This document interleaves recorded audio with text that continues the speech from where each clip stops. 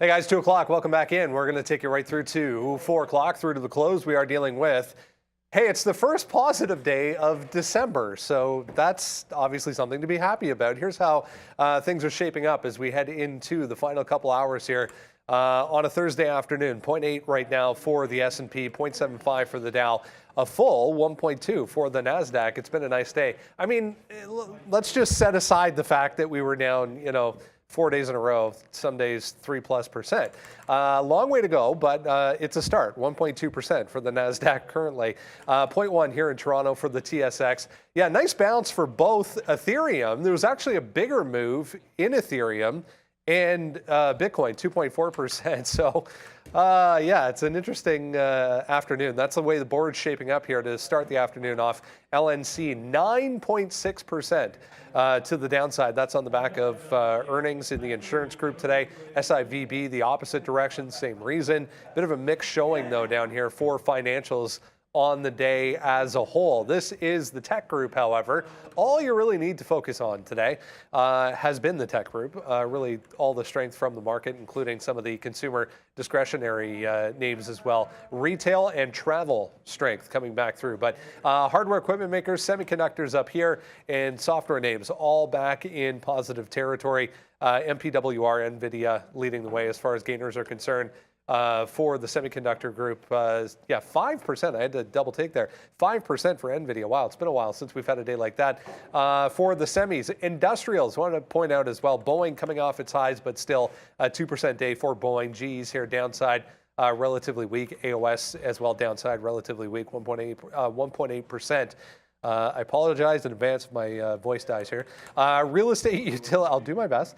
Communication services also all in positive territory as we head into the afternoon. Should be an interesting afternoon here as we see a lot of individual movers right now, including this ATVI right back up after the FTC comes out and says they're going to sue Microsoft to block the deal with Activision as soon as today. So we'll see if that actually comes through. Biogen still moving to the upside.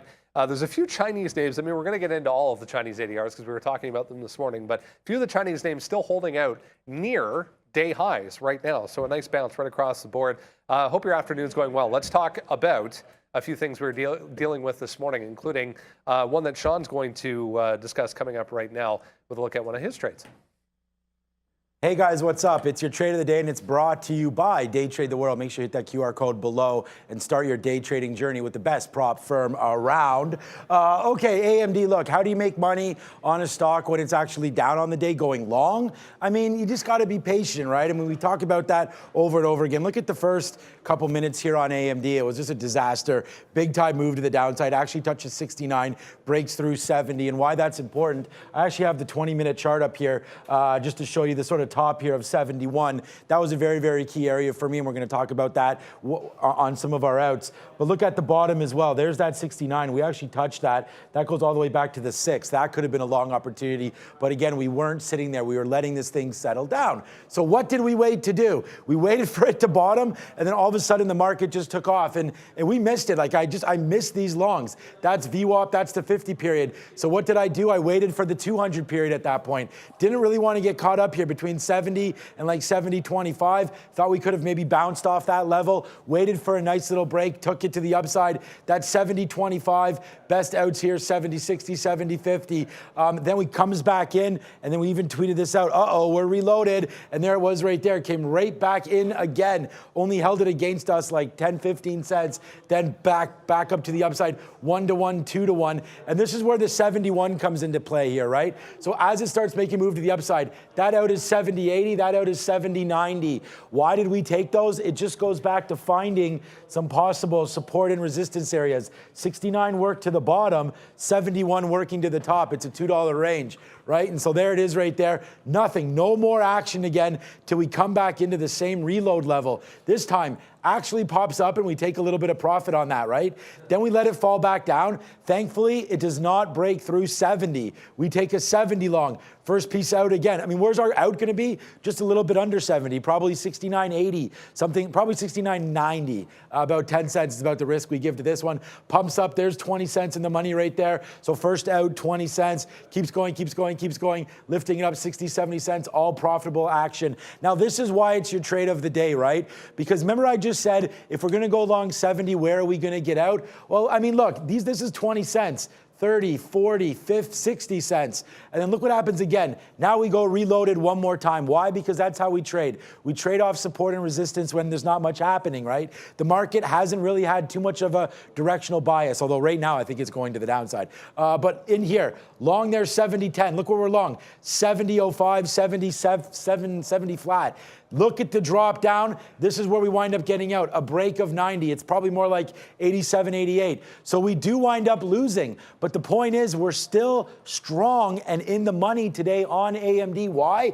Because the wins, like I said, are greater than the losses. As we just took another loss right here, as it comes back down. So here it is, in and out. That's why it's your trade of the day. Just to show you that even though the market could be going one way, you could still make money counter trading. You just got to make sure you have the right outs. So here's another example right now. Comes back in. I just put this on right before we came on the air. 69.80. We went long. Why? Back into support. There's the last take, 69.70 off of that bottom support. It breaks. We're out at 69.60, so that's an 80 and a 70 out of 60, giving us about a 15-cent hit. Look where we are now, down to 40 and still making more lows right now. But guess what? We're not in it. So it's a nice move to the downside here, and this is called risk management. I think we did a pretty good job here. It's how you can win going counter trend against the market on a stock. When you find levels, you too can play off them. Yeah, this move to the downside accelerating right now. In fact, we're almost back to 0.3 on the S&P. That's the link to the watch list, guys. Make sure you grab that every single day and then come join us at 8:30. Just watching. There's still a few things coming out about this Microsoft or the FTC decision on Microsoft, 3-1 in favor of. So within the FTC, the vote was 3-1 in favor of blocking this deal. So that suit could come through as soon as today, they're saying. But here's Microsoft right now, 0.8. Trying to take out some support levels, but the market itself really not liking that news. ATVI kind of chopping around a little bit as well. I was going to have a look at some of these Chinese names to kick things off this afternoon. Alibaba was, even Alibaba was right at day highs just before we came on there at 2 o'clock, but took out day highs, and now look what's happening. Two big, ugly red candles here. Some rejections coming in, guys, at highs. Wow, this market trying to head south fast. Oh yeah, it's turning quite fast here. We just, I think the interesting thing is the NASDAQ just put in a new high, and then we did this. So that's an interesting trap move here after we break through those, 670 highs, and now we're right back through 600 going to the downside. Okay, I see you. We can maybe work with some shorts here on that trap move. So as it comes down, as you can see on the board, I've got 3 shorts already on AMD, Apple, and Amazon. I had those shorts from earlier, so we're still carrying those as it continues on down. But for now, China ADRs. BABA was, oh man, BABA was one of those nice plays early. We're like, okay, it's gapped up, it's faded the gap every time. We're gonna fade the gap into resistance. No, they had other ideas. They caught a bid and then took off to the upside. And now they've taken out that 93 area, which was originally going to be resistance to the upside. Now we've got that as support. So anything coming on down, 95 is going to be the next level up for BABA. And then anything coming on down into 93 should have some support there as we move through that area. So keep an eye on this one, but it does look like there's going to be some decent action here, at least BABA, unless we get a gap down through the zone again one more time tomorrow, who knows. But it does look like there's some decent strength now setting up here on BABA. Yeah, exactly. I mean, some of these trends today have been pretty fun to trade. I mean, needless to say, like I said in the morning, and thanks for joining us again. A big shout out again to Brankos, Greg, Luca, Prad for that midday show. Told you it'd be a banger, but it's Arun and I one more time. We're here tomorrow and Monday. Not Tuesday, though, I don't think. No. So CPI day and Fed day, you guys are back together, Shawn and Neil. And then I'll be back on Thursday, Friday for you, I believe. Good. Yeah, Brendan, I was thinking maybe a title. I don't know. We talked about some evergreen stuff there. Okay, so that could be something. Okay, what are we talking about here? Chinese ADRs. Okay, let's go real quick. The only one that I have on today is going to be NIO. And again, we talk about ADRs, but these are stocks that you can trade here on the U.S. market. And they've been pretty aggressive stocks as well. Here's a nice little move to the downside there today, this morning, off of that pop up to 13 and change. I actually have these in the wrong spot. My 20-minute goes up there. This goes down there. I fixed it when I did that trade of the day there, so I'll have to fix these again. Why did we like 13.25? I mean, if you zoom in here a little bit, it just came back in like right there. So we'll put that line, and then we'll zoom a little bit back out so you can see it's been the top for a bit. 13.25, 13, all the way in. So today, that's exactly what we did. There's 13.25. Actually, we had 28 right there, so that's a 28. No, that's a 25, Phil. So 20. I guess 25 or 26, probably 25. Nice little move to the downside. We actually got some out there at the 200 period, back at 13 before letting it rip right back up. We only held 10% all the way back up and took it out. And now you can see what NIO's doing right now, and that is kind of not much. This is what it tends to do here in the afternoon as some of these names kind of barcode, but actually not much. You just move 15 cents, which I guess is decent, but compared to some of the other tech names, it hasn't moved that much in right now. But again, great moves up for NIO, still above the 200 period. Let's see where we go, or sorry, the 50 period on the daily. Let's see where we go from here. But I'm not super nervous to trade this name. It just needs to get back down to 13, I feel like, for today. Because look, we're right at the 200 period, and we're right at, get this away here, and we're right at the VWAP right now as well. So this could be a decent long, maybe off 13. Let's try this, 13.25 long on NIO. I actually don't mind it because we're right there. We're right at some levels. And again, if you zoom this back out, there's that 13.25. The same area we had short, we can now maybe pull into a long here on NIO. I don't mind it. I'm going to take a long now on NIO. All right, here's a note on GameStop. Ends up being a pretty good long today, right out of the gate. In fact, we're coming off a little bit, but back to highs. There was a note just regarding costs. And both in this quarter and the quarter coming up, they're going to be a little bit lower than expected. So GME, though, with a nice move today. GME, good old GME. Oh, man. It started off down there at 22, and it is slowly grinding through the zone to the upside, and it continues on going, too. It won't stop. For whatever reason, every time you think it catches an offer, it catches another bid and continues going. So, hey, people seem to want to buy the move here that started GME lower. Now we're back into 24. Again, 24 to 26 is where I'd be looking for potential fades here. And I took one earlier. I don't remember where it was. It was around here, around 24, and then it kept going up, so I got out. And then now it's just consolidating through 24 again. So we're just going to back off here on GME. Clearly, today's not the day for this fade. And for all we know, this could actually solidify into a decent move to the upside as it continues on this strength here, but resistance is still there. We just got to keep an eye on this one here as it moves through the zone. But when you look at the daily, it's going to be a tough trade here as we move through this area. Until we clear, I would imagine 26, it should be something like what we're seeing in the afternoon, which is a lot of back and forth, right? So I would just stay away from this one for today at least until we get through the zone, and then maybe we can open something up.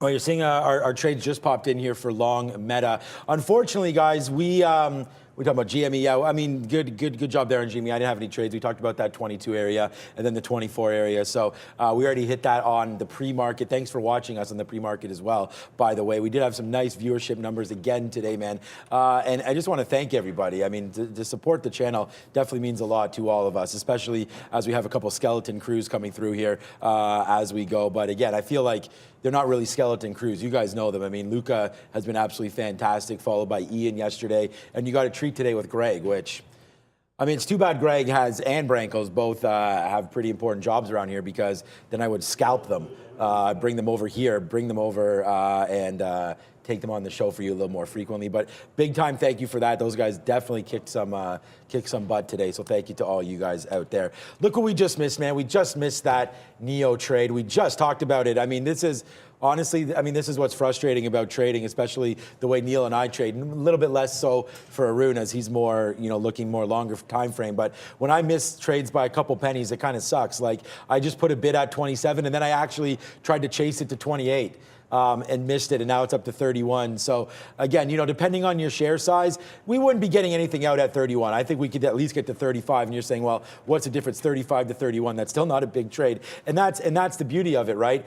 You got to be able to trade your own book and your own style. So right now, Neo, for me, I would have loved that fill down there, as I'm sure a lot of us would be in the money. Let's see if it comes back in. We're going to wait there for it. Hopefully it does, but obviously it's not looking great for that right now. And just to talk about my meta position, we went long. I mean, meta was an absolute dream. We would have done meta today for the trade of the day, but we've done that a few days in a row now. Look at these pickups here. Nothing ever went against us. These are all, we have no negative trades on meta today, except for what we were doing early. And this is kind of why I wanted to leave it as the trade of the day, but we just went with the AMD. We were very, very patient, right? So patient there on meta definitely came through today for me as we waited for that dip down into that area, and then we just took the long again at 115 right here. I almost went long at 20s, but unfortunately we just sat back down by the time that happened. We were doing the trade of the day. That might have been a decent long as well. You wicked right into 1510 again, so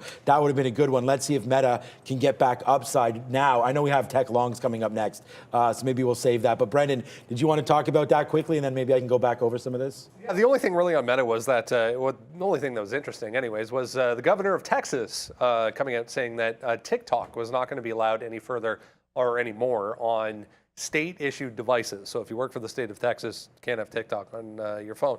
As far as Apple's concerned, this is, I mean, it looks very similar, kind of choppy back and forth in a $1.50 kind of a range here for Apple today. One of their facilities in China this morning, they said, all is well. All COVID restrictions lifted. So not the Foxconn one, notably, but hopefully more to come. All right, yeah, everything should be fine now, tease trade. You're talking about maybe the board being a little bit off right there. Oh man, darn it, look at that Neo. We hit it, man. That could have been a good trade for us, but we did miss it. But yeah, just back to the tech longs. I've really liked Meta. It was the number one name, not the number one name, that was Apple. And we will go over that as you just talked about Foxconn. But on our board here today was gonna be Meta. So that's why we've just been buying those up on that 3-day move. Did you have anything about Apple there today? Did you make any trades? I'm short Apple right now. Oh, you're short Apple right now. So why don't we go over why you're short or what you're thinking? Yeah, okay. So what I'm thinking is the daily here. We took out yesterday's high, but there should be some resistance into 144. That's what I was like, you know what? If we are kind of moving back up, there should be some action. Let's take a look at the 30-minute here, see where we can get that action. Clearly around that 142.5 to 143 and change. Waited to see what this would do, how this would react. We're clearly stalling out, so there I'm short here at 142.47, but I was short earlier though, not before this drop. I was short like right here in this move up here around 1 o'clock. So as we're consolidating and coming on down, then the NASDAQ put in a new high here, and then Apple fell apart. So it's still kind of working its way through this 142 area. Daily is there to support it. Futures market is bouncing off of these 50s. So it seems like it's a possibility that Apple may put in a double, not even a double top or a bottom, but like an actual lower, I don't know, whatever you want to call it. If it comes back above 142.50, I think is a problem because it builds a decent base that I don't want to deal with. So for now, we're short 142, up 38 cents, 142.47, up 38 cents. And if it gets back above 142.50, I'm just going to cut the trade. That's going to cost me, what, like 5-6 cents? I'll cut the trade, walk away, and then come back to it, because that would then mean that the futures market actually has some decent strength below that initial low that we just took out at 55. So at that point, I got to respect the strength, and we'll just move away from Apple on the short side if it gets back above 142.50. All right, let's talk about PayPal here. We had another good look for PYPL. In the pre-market anyways. Back to the upside after what happened yesterday. Some positive comments from that conference that came through on not only next quarter, but what's to come in the new year as far as crypto offerings, and also on the checkout software that they offer. They even kind of hinted at upping their guidance without actually coming out saying that. But nice look for PayPal, at least early on today. Was it? Yeah, I didn't even, and the reason I say that is we actually forgot to look at it, and it was on here for a 73 long, so let's just double check to see how that would have been today. We wrote down 73 long because we had seen it move up. I mean, it doesn't look like, you know, we had, like Brendan said, it was a little bit of a disaster here off the open. So let's have a quick look.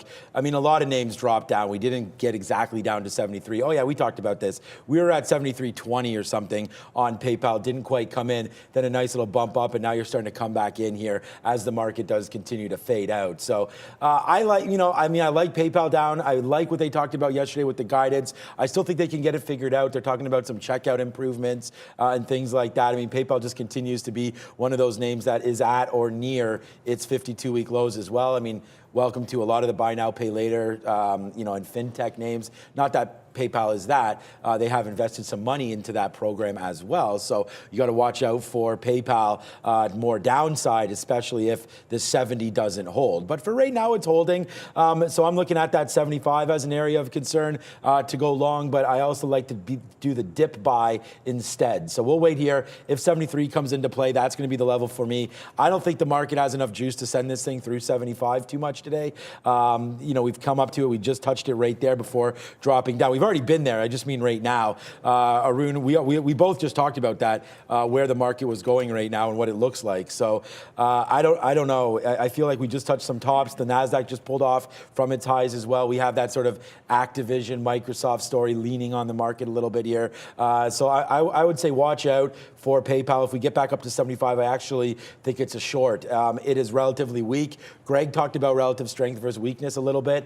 And, you know, for me, Greg was talking about being counterintuitive. Sometimes you think, oh my God, you know, PayPal's down 0.27 and the NASDAQ is up 1%. So therefore, maybe I need to go long PayPal to make that back up. But I actually sort of looked the other way. And he was just giving some examples about the different theories there. I like to think to go with relative strength or weakness. So if it does pop back up, let's hit it to the fade back in. So for me, PayPal is going to remain a short today at or around 75 if it does come back up to those levels.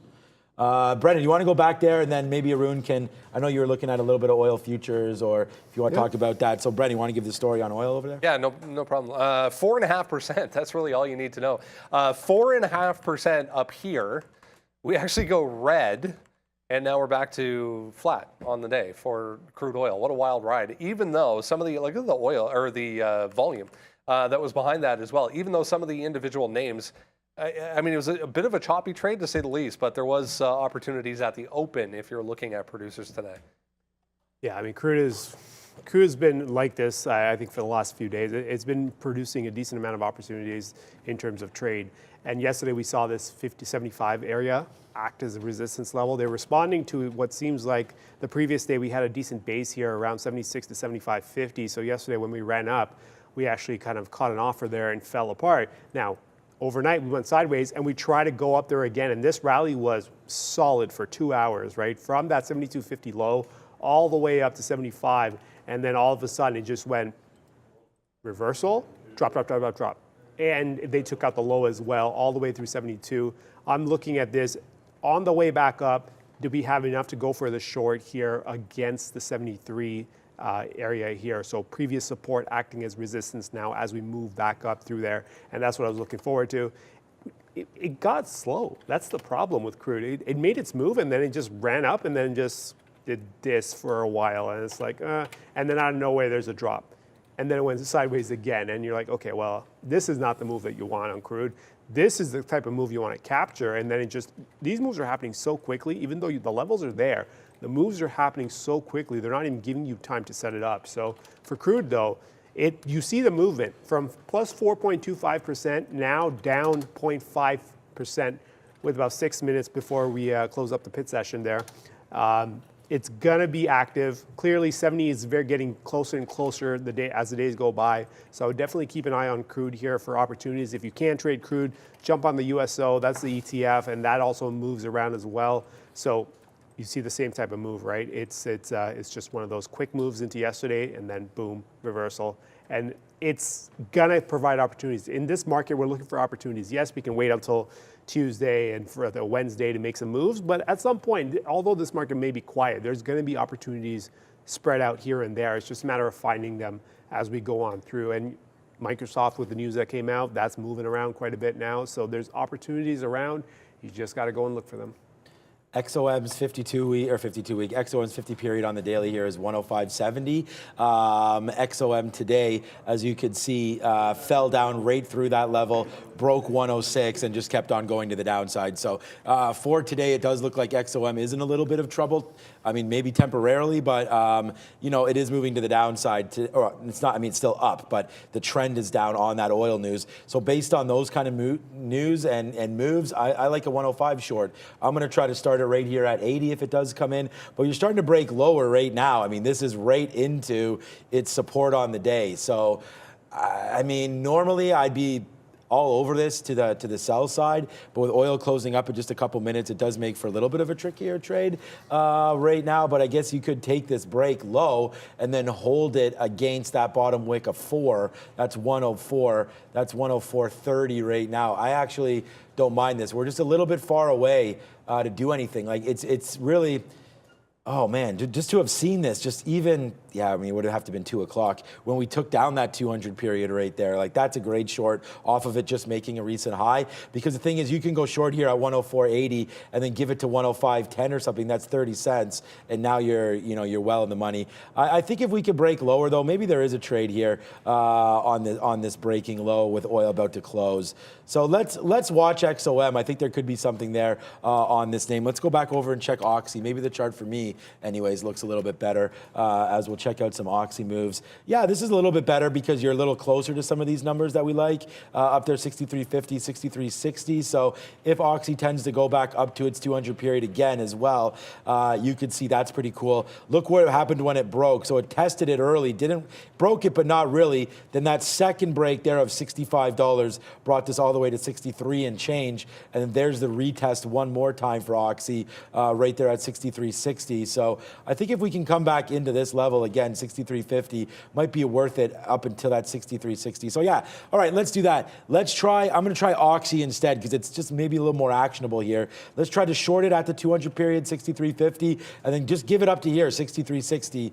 That way, if it breaks it, we can get out of there and know that we haven't made too big of a mess on this. So 63.50 starting on Oxy if we're lucky enough to get it. Yeah, I mean, at this point, what do we got? Well, we're done. We're done with oil, yeah. There's not a whole lot left here.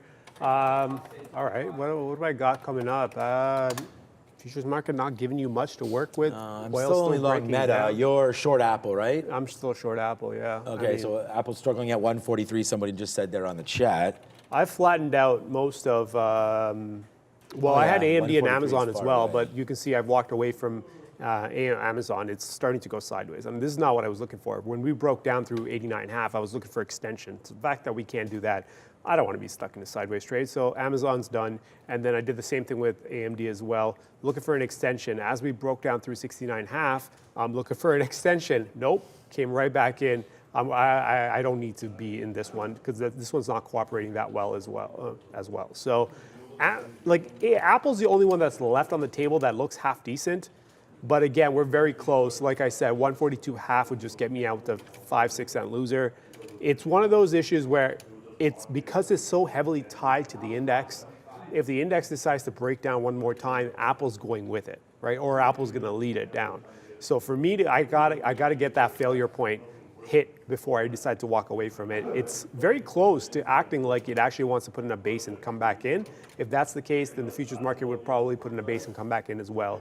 So for now, I'm going to give it a chance. The risk is very low here for me because the trail stop is pretty much where my entry is, or just above where my entry is. So it's not going to cost me too much just to see what we've got. There is an off chance that we get a move down towards the day lows here, around that 141 and change. So we're going to give it a chance, see if it makes a move. For now, it's up 43 cents. We'll go to Brendan. Not seeing anything on this yet, guys, but BBBY just popping up here on big volume spike, just took out day highs and then some. Now positive 3% for Bed Bath & Beyond. All right, I mean, let's go over to that. I mean, I was still looking at Oxy, seeing if there's anything going to pop into for this one. Doesn't look like it's going to. Our Meta long is, I'm just going to leave that. You guys can sort of, I mean, we can talk about Meta in a minute, but let's go over to Bed Bath & Beyond. I'm not going to be getting in and out of Meta anytime soon anyways, so you guys can wait for that one. Okay, here's Bed Bath. Ooh, yeah, okay, nice little move upside there. Wow, I mean, I still, every time I look at this, it's like, wow, it's all the way down here. But again, you know, it's been down and holding this $3 level, so maybe this is just a pop off that 3. Nice move, starting to break out outside of some of these names. I know Brendan's going to listen for news, so we don't have to pay too much attention to that side of things. But if it does come out, you are breaking a little bit higher. I'm assuming I'm going to have to pay for some shorts now. I just want to look at the 20 period. You know, again, into 350 possibly as a good shorting opportunity there. But again, I don't always want to be so counter trend all of these trades. I just think like maybe we just missed it. It was barcoding down here. Now, will it be able to have enough juice in it to take out this 344? I just don't. You know, I think a lot of these names have sort of quieted down a little bit on that front. We've seen AMC make some moves. Even like yesterday, AMC went down and then it came right back up today, right? So Bed Bath & Beyond, a nice little extended move upside. Watch out for 350, I would say, if you're going to put on a short. That could be where this move stops. It may actually fade back out right now down here off of that 350 level. So this could be a decent fade back in. But again, it's only up 15 cents. It just looks a little bit more dramatic because it really hasn't been moving as of late. Okay, just noticing Square might be at some support now as well. Let's go back over to Square. We did look at PayPal. This is $63 for SQ. Oh, Block, I should say again. Sorry, not Square. What am I thinking? Block down here. Yeah, so it is coming up to its 200 period right here on the 1 minute chart of $63. So right down there to 63. Yeah, it actually doesn't look as good as I thought. I guess it's the 62 level that's a little bit better there for Block. So I think we got to wait a little bit longer to get this Block trade in. Yeah, a couple alerts going off. Okay, we'll go through them, see if there's a trade to be made on these two. With the market breaking back down. All right, AVGO taking out that 528 point. Okay, it's so 528. The reason it mattered is because of this, right? For me, on the way up, forget the fact that we came down. As we were moving up, I was keeping an eye on this high from intraday high from the 6th of December. So which sits around 529. You round that up, call it 530 even. Now we got above, and we really struggled once we got above 530, around that 531, 532-ish at one point. And we finally broke back underneath. So we broke back underneath, but on the way back down, I knew we had to clear 529 because that was resistance on the way up. So 528 has to be the line. But 528 has broken, but yet is holding on for dear life here. So if we can actually just get some more movement through 528 through the bottom, I think there's a fairly easy trade there, or not easy, but there's a trade to be made there against the high, with 528 being the breakdown point. But again, we're going to need some more traction to the downside here on AVGO because that's potential trade, but not solid setup just yet. And the other one that's that's gone off for me here is Starbucks. Why did Starbucks go off? Because it was below 103. Oh, that's not that good of a. Okay. Starbucks? I saw Starbucks bouncing It's up off. 1.65, but the alert went off here. It's up to 103.40. I think I just put it the intraday low, but it snapped back in and came right back into the old range. This, if anything, this is positive, not negative, so we're not going to jump on board with this. I can't go into either side with this. I want easy trades right now. And Starbucks, if we're going to do one of these fall, break intraday consolidation low and then come right back in and then sit in the range, I can't be a part of that. That's just way too complicated for me. So we're going to walk away from that. I just noticed that crude is, although we are closing the pit, electronic trading is still happening here, and crude has been trending down in the last. Is Oxy breaking low? What is this now here? Yeah. No, before 2 o'clock. Well, we did bounce here with about 10 minutes to go. We were bouncing. We bounced to 71.80, and then now here we are down at 71.40. 71 even, going on down to 70 even is going to be the line. Crude, it's not going to wait for the market to open in the morning. It's going to make its moves, whether it starts at 6 a.m. or whatever, but it's going to be on it's on its own schedule, right? So if you want to jump in on crude, you can actually step into, if you have futures access to the crude contract, I would definitely start working on this tomorrow before the market opens, because there's bound to be a trade, just like there was today on the upside here. By the time we hit 8:30, this rally had already completed its move, right? The market hasn't even been open yet, and it wasn't due to be open for another hour, and crude has already completed its rally and then decided to turn for the next 2 hours and change. So keep an eye on crude because it's starting to get very active, which provides a ton of opportunities. Yeah, I'm going to go long. So I'm going to go long. Meta seems to be holding a little bit now. So let's just try to go long a little bit temporarily anyways. And then see if Meta does want to hold that final level of 115.25 or so right down here. I don't want to be in it all the way down on that bottom wick. If it takes down 20, let's just say if it takes down 20, we're going to get out. So we'll average, I mean, we're not going to average. We're going to see if we can get this trade in right now on Meta and then grab it out if it does break down below that 20 level. I'm waiting at 115.40, so I'm going to put my order in right now to get out. And again, I heard Greg, thanks for Greg coming through. I heard him say that it's tough because when you're trading, you need to find out when there's volume. You need to trade things that are moving and not try to force trades. And that's, resigns with a lot of us here, and especially you guys that are sitting there watching trades and trying to put some on. It's like you want to wait for setups to happen. And I mean, it's like, there it is. Now we're going to go long on Meta. But I feel like at some point, there isn't going to be a trade every day, every minute of every day that's setting up perfectly that you could say, oh my God, I want to put a lot of capital into this or something. So right now, that's why I take a 40 fill here. And I'm just going to say, hey, if it drops down 20 cents, then we can get out. Why? Because, I mean, VWAP's up here at 70. So that's already 1-to-1. That's generally speaking where I'd like to take this. So here it goes, right back up. So again, if we're going to get out on a 20 break, we're long at 40. We got to put at least something near 50, or sorry, near 60. So we'll do that right now, and we'll put a couple more orders a little bit higher than that just in case. So here we go. We're here for the trade. Let's see if it goes back up. There it is right now. Nice little move. I mean, let's take a 52. Oh, we just missed a 52. Let's take a 52 if it spikes back up. And then again, all we're sort of doing now is scalping out. And it's not going to be great for everybody, but this is what I'm trying to do here on Meta. Let's see if it does indeed want to work for us. Neo, right back in a little bit, going to test fate down there at around this 1324, 1325 area. Let's see, we still are bidding. If it does come back in, that's a short a long that I want there on VWAP as well. So if you're trading, a little bit under, you don't like the $100 names. I mean, Meta's only 115, but if you do prefer this, maybe Neo right here could be good. You were looking at Alibaba earlier. What's it doing now? 94. I mean, some of these names are just crazy right now to the upside. And there goes Meta, by the way. Again, here we go. Nice little upside move for Meta. Let's see if we can get some out now on this name. We're up there. Well, now we're at 70, but we might as well go a little bit higher than this right now as well. Let's put a 56 out there. Maybe we get that fill. There it is again. So yeah, we just talked about being patient and waiting for your opportunities. Well, Meta came right in. It gave us a price that we liked. And now here we go. Now we're 1-to-1. Let's take some more out here as we are now 20 cents in the money on this trade, taking some more out. So let's just go. Good idea. That's all for now.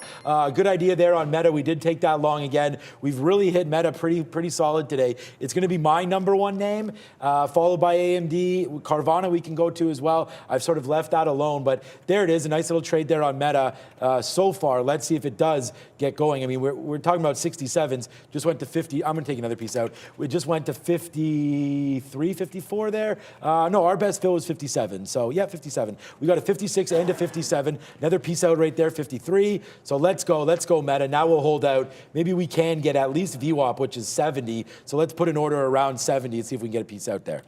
All right, this is the name that Brendan brought to us. I'm sure he brought it to us yesterday as well, but he brought it to us earlier today, and I was looking at it because it's also on my scanner RXDX.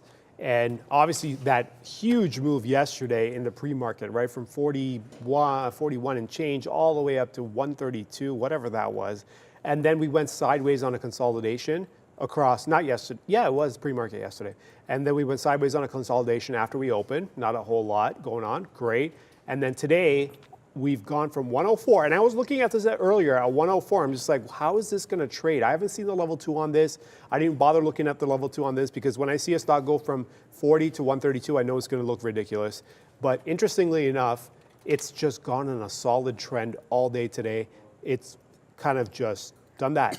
It finally broke it just not too long ago, but it's been pretty much from that 104, went up to 110, came back down. It's just like slowly working its way up. And you know that top there, it sits around 133 and change. And especially with the way we're moving today, we're building up levels. That move, there's no levels that are being built because it's just happening way too quickly.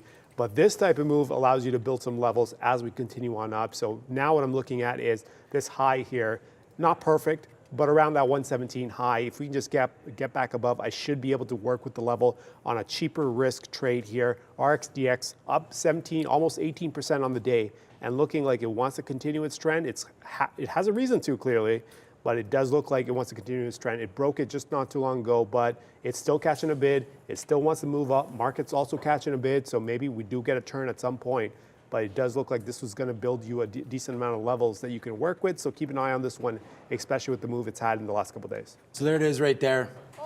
Nice little trade there for Meta. We just took a 64 out, which is what we thought. We are now out of half of the trade. Exactly half of our trade is now out. Thanks, Tease Trading, for talking about my scalping there. I mean, that's exactly what I'm trying to do every single day, and I think it's working out pretty good. I'm having the best day of the month so far for me today as it goes. So thank you so much, Tease Trade there. That was a good one. I hope you guys had that with me as well. There's the last out right there at VWAP. Not my last out, but we're out of, we're out of 60% of the trade. We only have 40% left, as here we go up to 70. Let's see if we can get going now. And I'm just going to, part of scalping is also, making sure that you put your orders at right levels and making sure that you get them out when support and resistance hits. I mean, you can use these lines, and I've sort of gotten better at using those, the moving averages and things. Let's go. Let's go. We're now at 77 as we're starting to take it to the upside right now. We just put this trade on, so it's like, hey, man.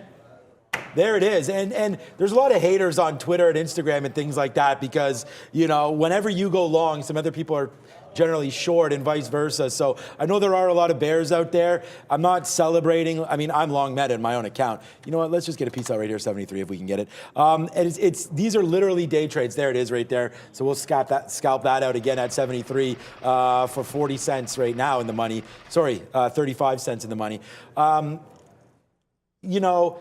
We have to be flat at the end of every single day. So Arun and I, let's go, Meta. All right, so we got to be flat at the end of every single day. Not only that, it's also, for me anyways, I only have one position on now. How I've trained myself to trade throughout the show. And like I said, we did hear some of the guys that are coming on for the first time saying it's pretty difficult to talk, figure out what you want to say and hold on to positions. So sometimes I have 3 or 4 or 5 positions. So, you have to play support and resistance, take some out when you're right, because at the drop of a dime, a lot of these stocks can fall. At the drop of a hat, they can fall just as fast as they can go up. So when I get 3-to-1 like I am right now, or 2-to-1 like I am right now on this, that's a good spot to start getting some out and being a little lighter on your position. So there it goes, man. Meta absolutely rocketed there to the upside with this market. Again, we're going to take, Arun and I are going to take completely different views on holding positions and waiting for different things. But again, trade your book, try to learn from both of us and just get better. Prad talks about that. Prad's only 2 years trading. And it's like Arun's threatened to throw slippers at him, all this other random stuff. And the reason why is just to teach lessons. Arun's not a violent guy unless you get him in the ring. Then, so we're trying to teach ourselves and our fellow coworkers. So that's really helped me, has been sitting over here, beside Arun and listening to some holding, why not hold a little bit longer? Why not do this? It's why I have 30% left. Normally I'd have 10% left on this trade, but getting better every day, trying to do some more work on, chart reading, holding, and just being a little more confident, right? And I learned that from my guy over there, Fahad. I mean, the guy sat down here yesterday and was like, yo, turn my account live. I mean, no compliance checks, nothing, but, he wants an account, turn it live, and he'll show us all how to make money. Maybe false confidence, confidence nevertheless.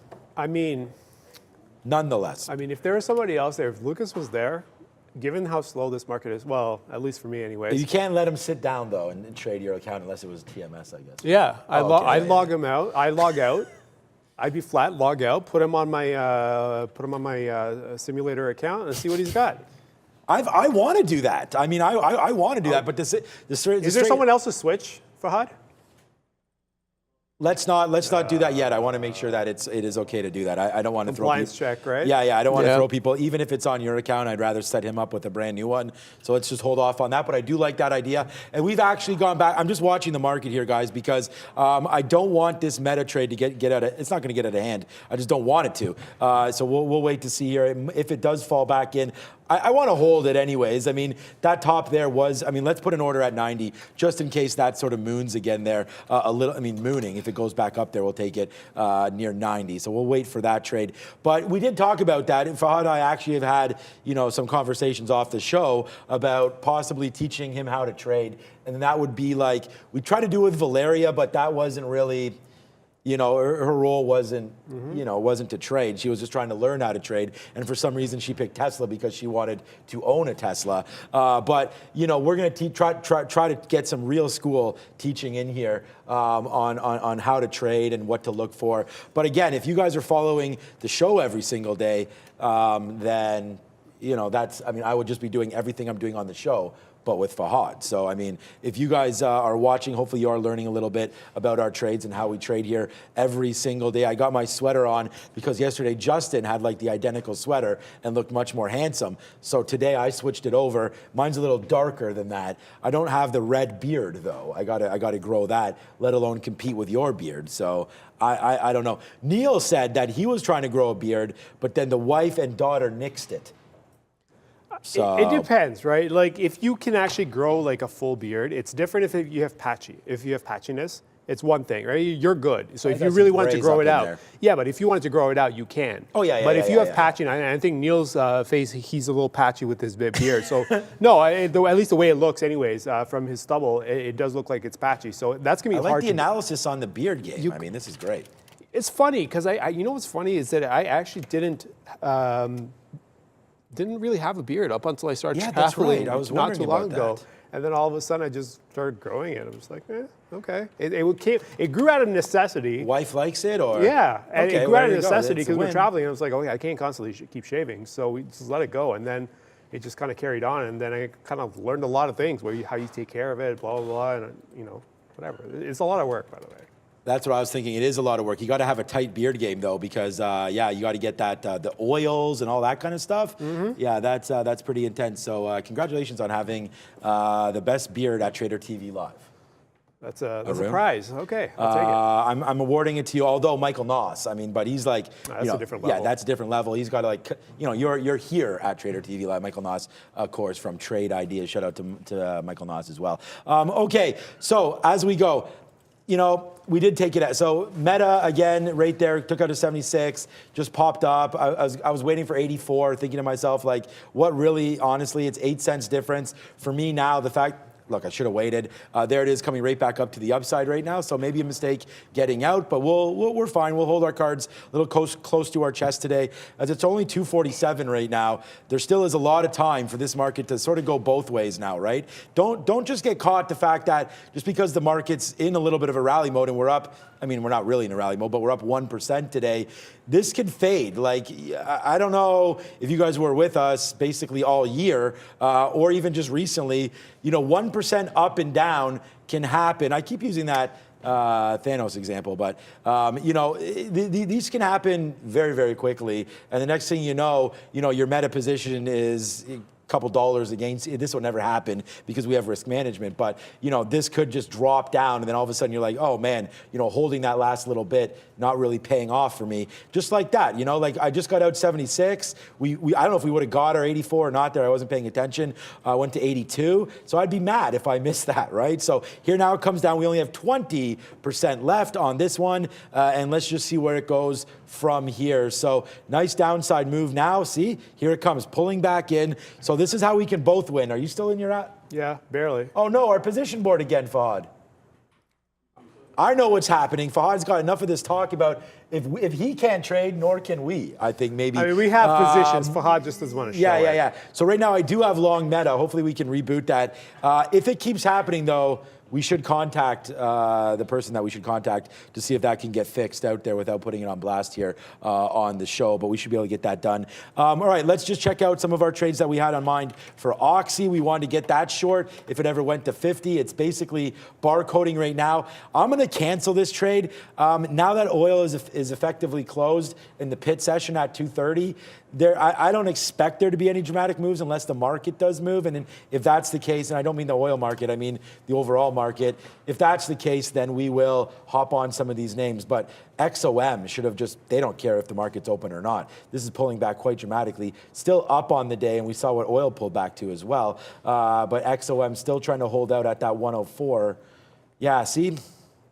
We should have, and again, I look back at this, and this was a trade that normally we would have had. Remember we were talking about that wick down there to 104? Well, that break, I mentioned taking it, didn't do it. Damn it. Missed opportunity right there. You guys remember me mentioning that at least. But it doesn't matter. You can mention whatever you want. We don't have the trade. 104.25 was the short there. Right where the 50 period is. Oh, man, we could have just held this all the way now. But there goes XOM breaking lower. Maybe there is, yeah, see, I was going to say maybe there is something here. Maybe I can, shoot, there it is. Maybe I can zoom this out and have a better look. Yeah, 103 bottomed. I mean, now you're into a bunch of stuff where I'd almost say there was support here. But again, just the way it's moving, I'm going to leave XOM alone. If there is an oil name that's at some key levels, let me know, and I will definitely look at that. NVIDIA's breaking out, people are talking about. Well, let me check AMD. AMD, that's basically been a big trade for me. You just called up NVIDIA. Do you see anything? No, yeah, I have NVIDIA, but I had AMD earlier, and it hasn't really done a whole lot since that the 70 mark. I got out around 69.90 and change. I'm walking away from NVIDIA, so not NVIDIA, AMD, I'm good. NVIDIA, on the other hand, trending up all day and continuing its trend. Doesn't matter what the market's doing. This is up 5.5% to the upside. And guess what? We're almost at that point where we can actually break through the daily as well. It seems like the daily is going to sit around 172 and change.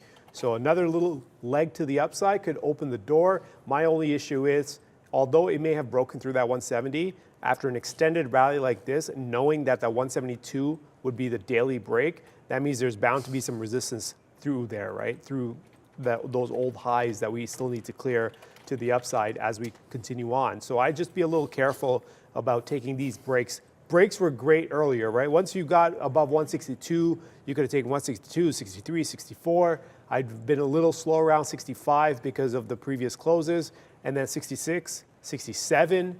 And then once you get into that 68, you start to slow down because you start getting into those old highs where they're like rejection points. And so here we are coming back into those old levels, like right through there. There's going to be some problems through these 170s all the way up to whatever this high is. What is this? 172.65. Call it 173. Round it up. Call it 173 is going to have to be the breakout point. So there's going to be resistance through here. So there's timings for those like breaks, right? Those even level breaks or even dollar breaks. You take them when they're clean. 163, very easy, very clean. You keep going up. You slow down around 165 because of the previous lows. It's good. Continues going. 67, 68 starts to get a little messy, and then you really start to slow down once you get into the previous highs and previous resistance levels that we've had in the last few days. So here we are kind of just backing off a little bit. I mean, I personally don't see the trade, but if you are playing those even dollar breaks, I imagine you're playing momentum and you're not positioning up.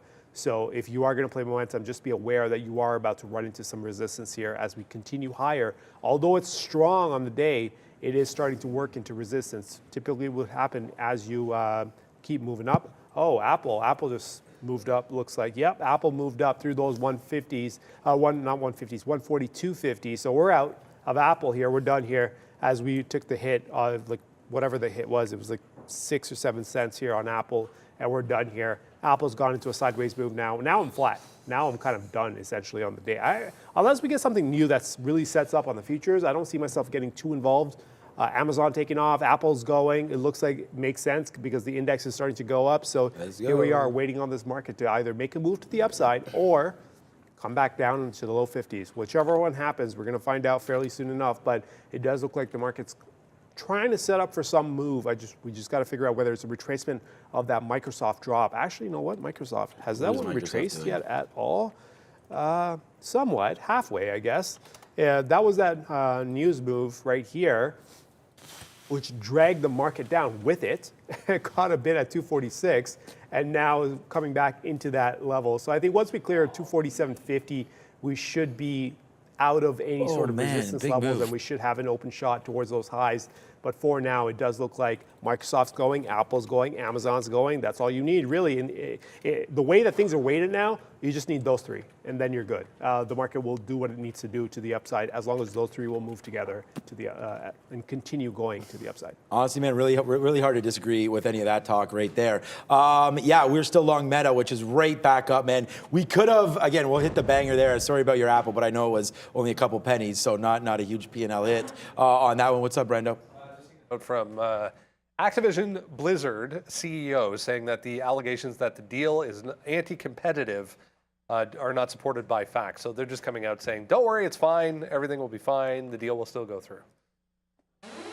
All right, well, we'll go alert for a new position here. It's going to be Carvana. Thanks for that update, Brendan. Anybody on that ATVI sort of buyout trade or anything like that, just watch out for that. Obviously, it's going to move a little bit differently today than it has been on some of that news. And I will call up Activision, or one of us will anyways in a couple minutes, just to have a look at that for you. But right now, let's talk about our new trade for the day. Now, I'm only traded 1, 2, 3, 4 symbols today, man. It hasn't been very many symbols, but the only one we're red on, we're going to go 3 for 4, is Carvana. So we are red on this name today. We wanted to short, and you know that's never going to work when you're magically up 23% somehow. So I mean, Carvana just after yesterday being down 45%, today goes right back up another 22%. And the funny thing is, I talked about that. I said after yesterday's destructive move down right here off of $7 all the way to $3.50, cut in half yesterday to be precise. It was down 47% at its lows.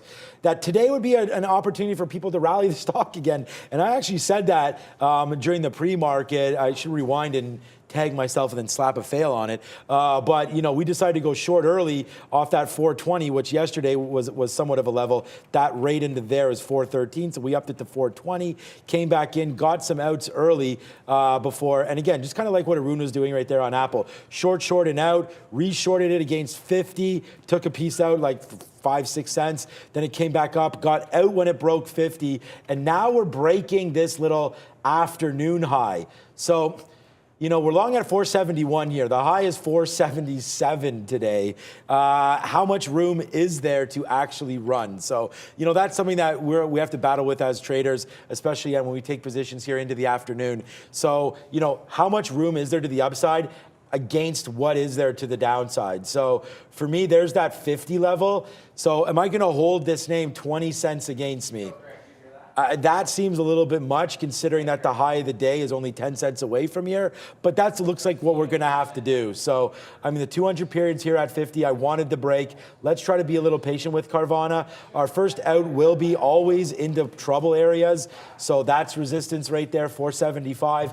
I'm not even going to zoom it out. I mean, when your stock is up 23%, there's no point in saying like, hey, where, you know, here's the daily, like, you know, yesterday on the 20-minute, we actually ticked up right here to 480. Again, that's yesterday, same thing, man. That's the high, 480, 490. So hopefully we can get that 20 cents if it goes right back there for Carvana. So that's a level for me. But there it is, breaking higher, 471. Let's just try it. May or may not have the juice. As you can see, the market's pulling back a little bit. And then there goes Meta right back up to that level again of 80. All right, Meta. I'm going to put an offer there at 80. I still want to be here for the longer run. But if it's just going to sort of barcode back and forth this afternoon, let's hold the long because we're above the 50 period. But honestly, if I can get it out near 80, let's just take it for Meta and then worry about it after. So that's going to be that. If it does pull back, maybe we'll long again. I don't know if I want to insert any new positions, sort of like Arun's been talking about that as well. Unless something sets up, it is tough to put on new trades right now. There we go. Yes, okay. Meta. Man, Meta's been a cash cow today. We're really cruising with this name today, guys. Meta, multiple entries.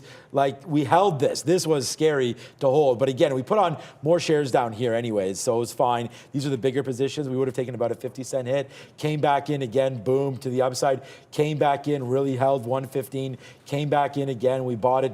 This was a trade that we put on for everybody, and it was a decent sized position, about half of what I normally put on. So if normally was 10 shares, then it's now 5, and vice versa. You guys know the math. Nice little move to the upside now. Looking to break through 116 and then possibly, I'm not going to get anything else out. If we can't find any more trades today, hold on to ones that you like. And I mean, this one for Meta seems to be working strong, but unfortunately, we don't have very many shares left on this trade. We only had 20% left. Now we only have 10% left on this one. So hopefully it'll work out. Carvana not doing much though right now. So this is one that could be a little bit of problem here for us, especially if it starts to drift back down. Maybe that out at 50 is a little too, maybe 60. Let's try 60, man. I don't want to lose more than a dime on this piece. We're going to get out of Carvana. If it takes 60, we'll average in at 65, and that'll be the end of that. Yeah, this market come It's back my worst in. stock. What's that? Carvana. Like, I don't want to be averaged in too much to this name if I haven't got good reads on it on the day. Is that something that you do? Like, if you take a futures trade early and maybe it doesn't work, do you lose a little bit of confidence, or you just stick with your levels? I just stick with my levels, but at the same time, usually the way I see it, the way I've structured my trades anyways, if I'm wrong twice in the day, because I don't take too many trades in the futures anyways, if I'm wrong twice in the day on the futures, then it means that this market's too quiet for me to trade. Okay. It just means that I'm getting it wrong. I just can't get the read right. So at that point, I know I got to stop, right? It's different when you're just taking trades and you take losses. I mean, that's part of the game. If you don't know how to take losses, well, okay, forget that. Let me rephrase that. I mean, look at Meta now. When you trade, the job of a trader is to, yes, make money and obviously learn and whatnot, but to get to that point, you got to learn to lose too. You got to know how to handle your losses. If you don't know how to handle your losses, then you're just going to be thinking about your losses all the time, which is going to affect your ability to actually make trades properly and execute them and manage them and all that other stuff. So you do have to learn to lose. That may sound weird and counterintuitive, but that is the truth of trading as well, because that's how you just kind of develop what you need to. All the skills that you need to learn to be able to manage a trade properly, it comes through losing, unfortunately, and that's a price that everyone's got to pay to kind of get to that point. So here we are as this market now comes back, and this market's all over the place with how it's trading.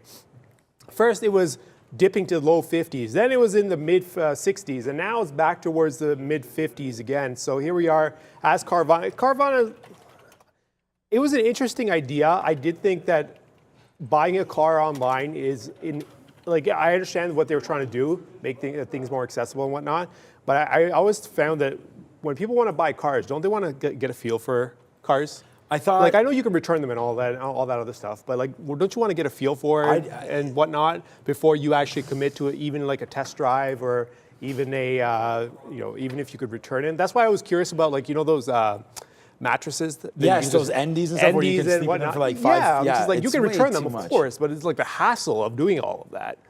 Right? I mean, I hope they throw those mattresses out when you return them. I'm sure they do. I think what they sell them for and what they cost to make them, because I'm like, man, if dude slept in that, I mean, who knows what sort of was conducted in that bed. It's just like, yo, you sent that bed back after like 100 days of sleeping in it. Obviously, maybe you guys work for ND or some of those Casper or something that has those. I would assume they just burn those mattresses or throw them in the mixer. There's no way they're throwing those away.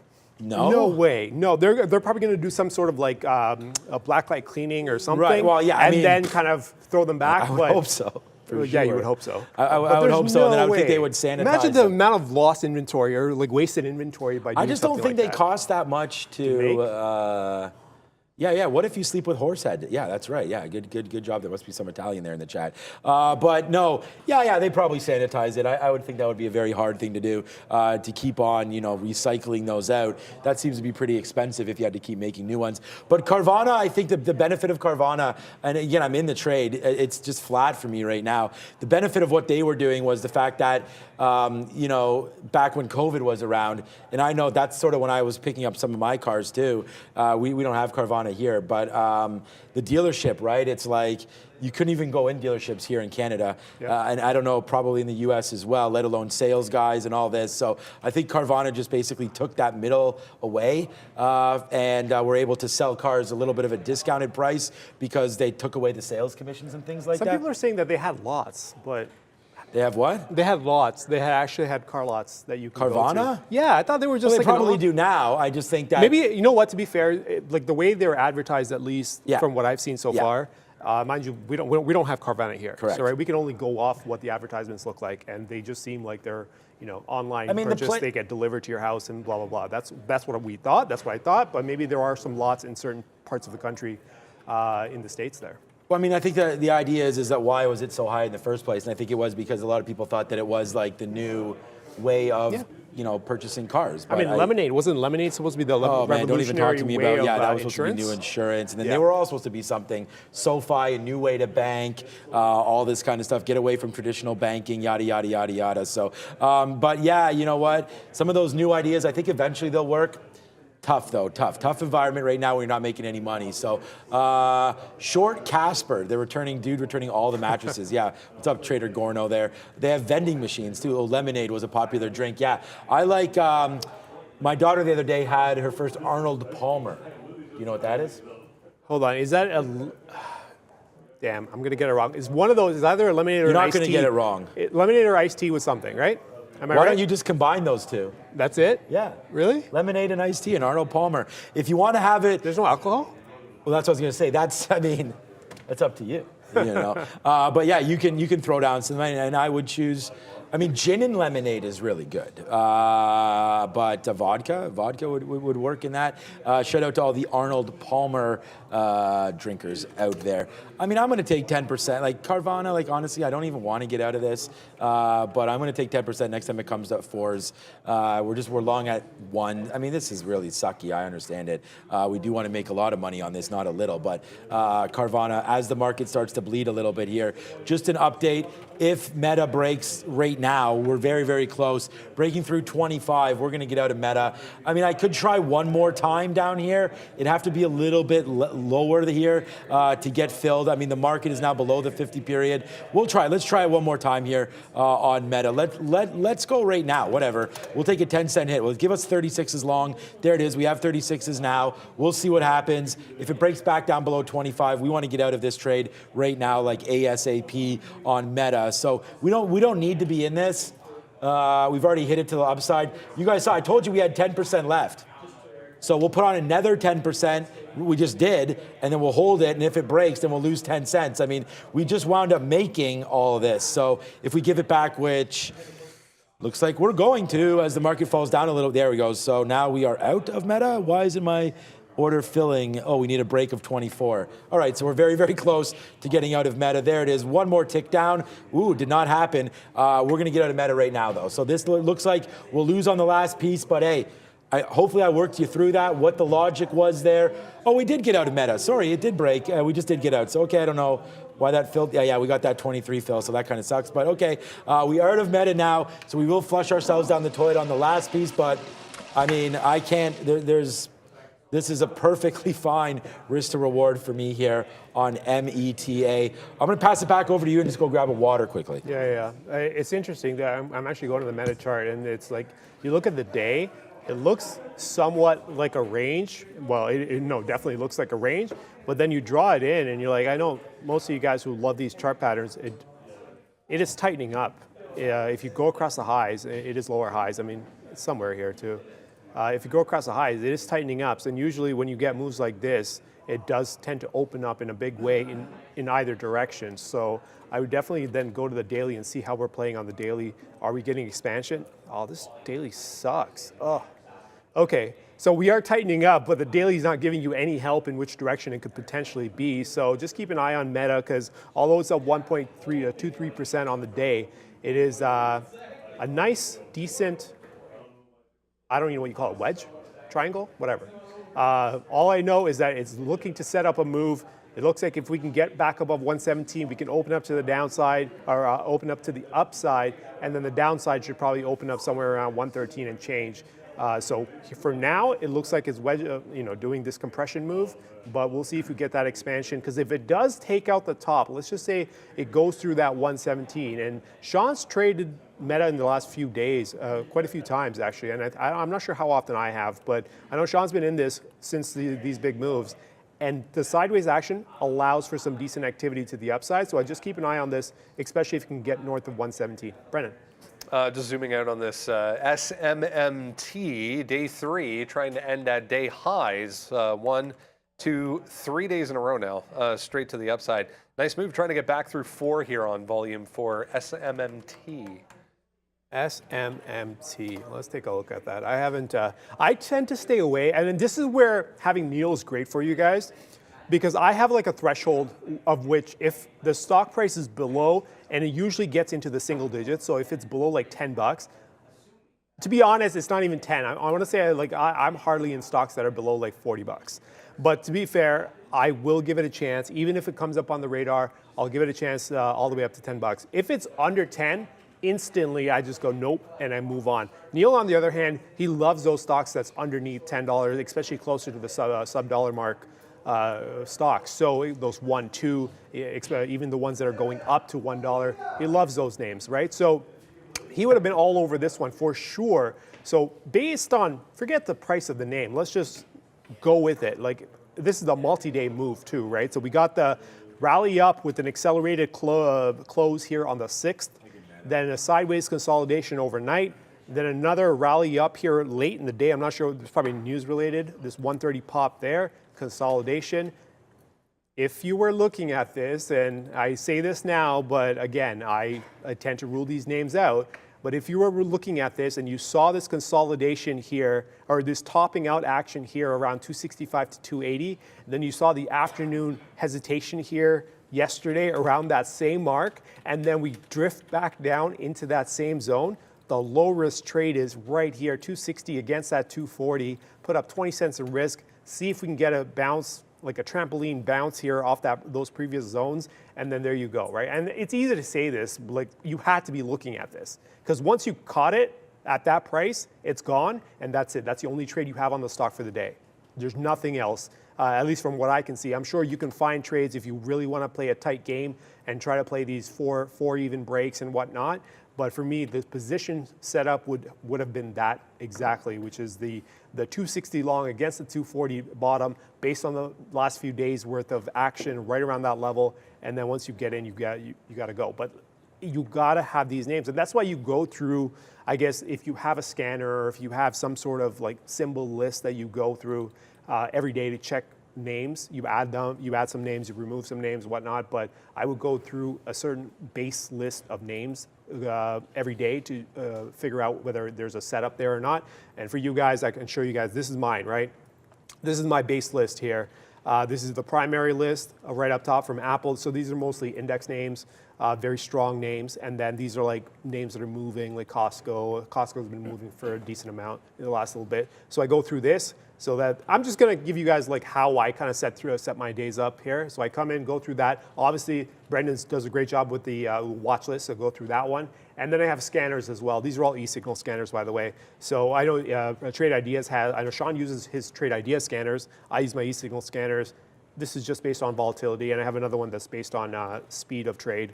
And this is just whatever names pop up. I'm like, okay, well, we know we're not going to trade Berkshire, the A class, or the Class A shares at $462,000 a share. That's not happening. But I'm open to NVIDIA and Tesla and MDB and whatnot. So that's kind of how I find my names. For anyone who's wondering, how do you guys find these names?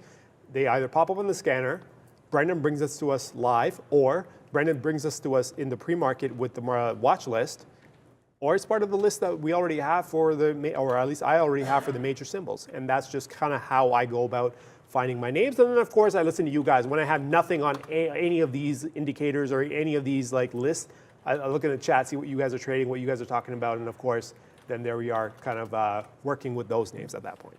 All right, good. Thanks, Arun, for all that, man. I mean, look, hit the like button for this guy right now. 600 likes. Let's see if we can get that rocking and rolling a little bit as well. If you can, that'd be fantastic. Hit the like button. Over 4,000 watching, 600 likes. So, I mean, I like everything that you're throwing down there, Arun. Thanks again for all of that. You know, I'm still in the same kind of trades. I got to give a big finger to Meta because and again, we could have been a little more conservative, but just because of the time of day today, I just didn't want to hold something too far down. And there it is right there. As Meta did give you the trade that we wanted. It bounced back down to these bottoms and then just right back up to VWAP in the 50 period one more time. So if you held that, congratulations. Oh my God, good for you on that one, but I didn't and I missed it, so that sucks. So we will have a small loss from the top right now, but we just wait on Carvana and other names to come through for us. So we're waiting on Carvana right now. We're gonna let this one go up a little bit more.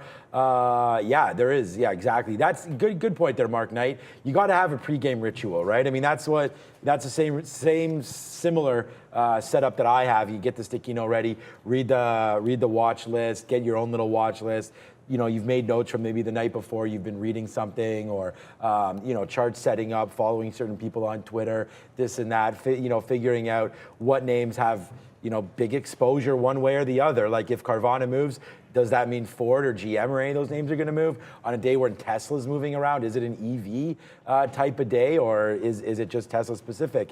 All right, there goes Carvana. Let's see now where we can go. My next offer is going to be at 77. Like we said, we're going to go into 77, and the reason why I like a 77 here on Carvana, that's been the high of the day. I mean, we reached as high as 78.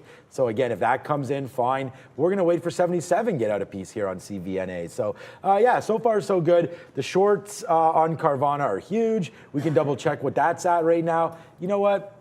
Do I just want to take a 75? I mean, we could, there, I mean, put it out and it just blasts everything right there. So I wonder about that. Like sometimes you put out trades and then like there's no fills and then you finally get your fill and then like it triggers so many more fills there. I think that might have just happened right there on this name. So, all right, Carvana, good fill so far, pretty happy with it. Let's just see if it continues to go. We got one fill at 74, one fill at 75, and we are waiting for 77. So that's what we're waiting for right now on Carvana. Hopefully that will make that dream come true and we'll be able to get a fill out on that one again. There's 75, up to 77 would be really nice. What else do we want to look at? You already did SMMT, so there's lots to be at. Car lots is another one. That could be a good one as well. Thank you for that. Oxy, MRO, Micron, yeah, lots of good trades today for everybody. Congratulations if you've hit some winners. Today's been actually a pretty good day. Yeah, people were asking, or there was somebody asking about gappers. Do I look at gappers and whatnot? I mean, if it shows up on the scanner, sure. The reason I also try to not exactly go for gappers, if it's set up, I think if it gaps up, goes sideways, and then I can work with it. But if it just gaps up and just takes off, it's going to be hard to work with, right? Because then that goes into momentum trading, and it depends on what kind of trader you are. Are you kind of position up? Like I talked about SMMT, where I was looking for a specific trade at a specific price, and once it's gone, it's gone. But if you're looking for that move off the halt here, because I believe it did halt around 345 and then opened up at 350 something and then took off, like that's a different game. It depends on what kind of game you're in. Are you going to play for where momentum runs, at which point gappers are great because that means there's volatility involved, or are you going to try to position up? Because if you try to position up, odds are that gap is going to be way too far away from any sort of level that you can use. Right? It's a different thing when the stock runs into a gap because it's unknown, so you know that you can potentially fade it. There was a name, man, what was it? I don't think it was Costco, but I know Costco's done some crazy things in the last little bit. They report tonight. What's that? They report tonight. They report tonight. Tomorrow morning or one. So, okay. So let's just take a look at, I guess you can't really, it's hard. It's hard to say gappers because I start looking at it in the pre-market. And if you're talking about the 9:30 open, then everything's almost a gapper. But the way that Costco's been moving, at least, let me pull up the daily for you guys. There goes Carvana, by the way. Oh, there you go. So this gap right here, right? This gap between 11:30 and the first of the month, that's a huge gap. Now, that also took out 520. If that gap had taken out a major daily level, I'm all over that one because it's a technical break. It would probably show up on one of my scanners, and then I'd be jumping all over that. If that gap was nowhere near a level, then you have to momentum trade this because you really can't kind of build up a level anywhere else. That's completely different, right? So it depends on how it gaps. And typically, these gaps just tend to take a stock to a brand new level that has nothing nearby, at which point it's hard to build anything new. So that's kind of, I guess my answer to that is it depends what kind of gap it is and where it takes a stock. If it gaps into a resistance level that already exists, then sure. If it takes it into a brand new level and brand new territory, then no, I'm going to stay away from that.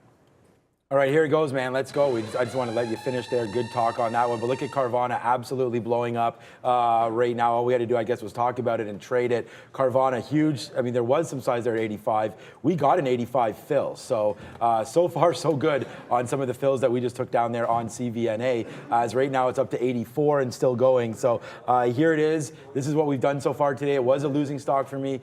Still will be, I guess, unless we get a huge move up. But right now, Carvana taking off. This is why we wanted this name. Oh, it doesn't look that good on that because we had that big, but there it is right here. Nice take on the 70 break. Why did we take 70 break? Again, it was right in there. Talked about that high that we put in.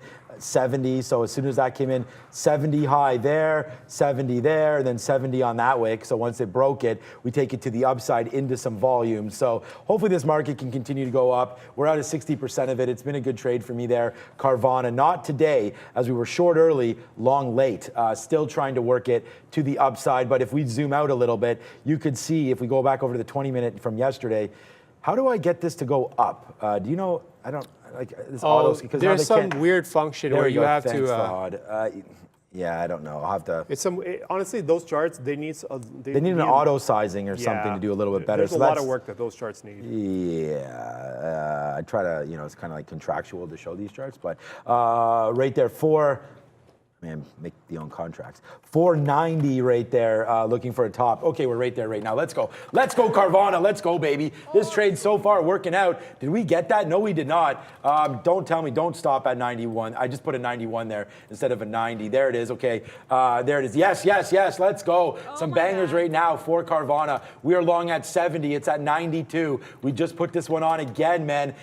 Look, we've only traded 4 names. And Carvana right now, we go back to the well right here on the only one we were red on, as there goes Carvana taking it out. And again, man, this is 10%, hopefully a 10% move to the upside if we take down 5. So watch out when we take down 5. We now have 30% on. Again, it's hard to tell how many shares to get out when these things pop because it's a brand new range. We're upside right now. It's a big pop for Carvana. We're now long on this name. So far today, we've basically given you 2 trades here this afternoon. First one, Meta. I mean, that was my real trade right there at 40 outs. 80s was the best you could have gotten. I guess you could have got 90s if you really waited for it. Then we put on another 10% of that same trade, so nothing. Lose it on that bottom, which a little embarrassing, but it made a nice move all the way back up to 1560 right now. So there we go. We're on this name. Let's just see where we can go from here now with Meta and Carvana. Carvana now 23 cents in the money. All right, I guess I'm not getting my 65 reload if we needed that. I'm just going to offer 97 on the top side now. If we get it, great. I don't know if we're going to. Let's just wait now. We're out of 70% of this trade already. We just talked about that. That 90, that was a good out for us now. So hopefully it'll drift a little bit higher, but I wouldn't be surprised if it does fade out a little bit. On that note, we take an 88 out. Maybe we'll try an 8 there. We took an 88 out, right? It's fun. Like, again, I put the order and then it just blasts up. Like, these must all be just auto fills that are coming through the minute they see someone new come in. But we'll take it. Now only 20% left on Carvana as it's now starting to fade out a little bit. Yeah, Carvana is an interesting one, especially with the daily. If you look at the daily, there's a gap. Damn that gap. So the longs are great because usually when you go into a gap, like all gaps are filled is what someone told me once. I don't know if that's true. I imagine over time, if you look long enough, then of course. But when you get a gap, it's all unknown, right? Because price has never been there. Price has never gotten a chance to trade there. So if we gap down, then on the way back up, it's just price discovery. It's like, where is the resistance? We don't know. So we're going to keep going slowly and tentatively until we get to that point where there should be some resistance. Now, if you look at the gap on Carvana, it cleared that bottom of 650 in a big way by starting all the way down here at 4 and change. So if we were to go back up, let's just say we get through 5, right? Say 5 even.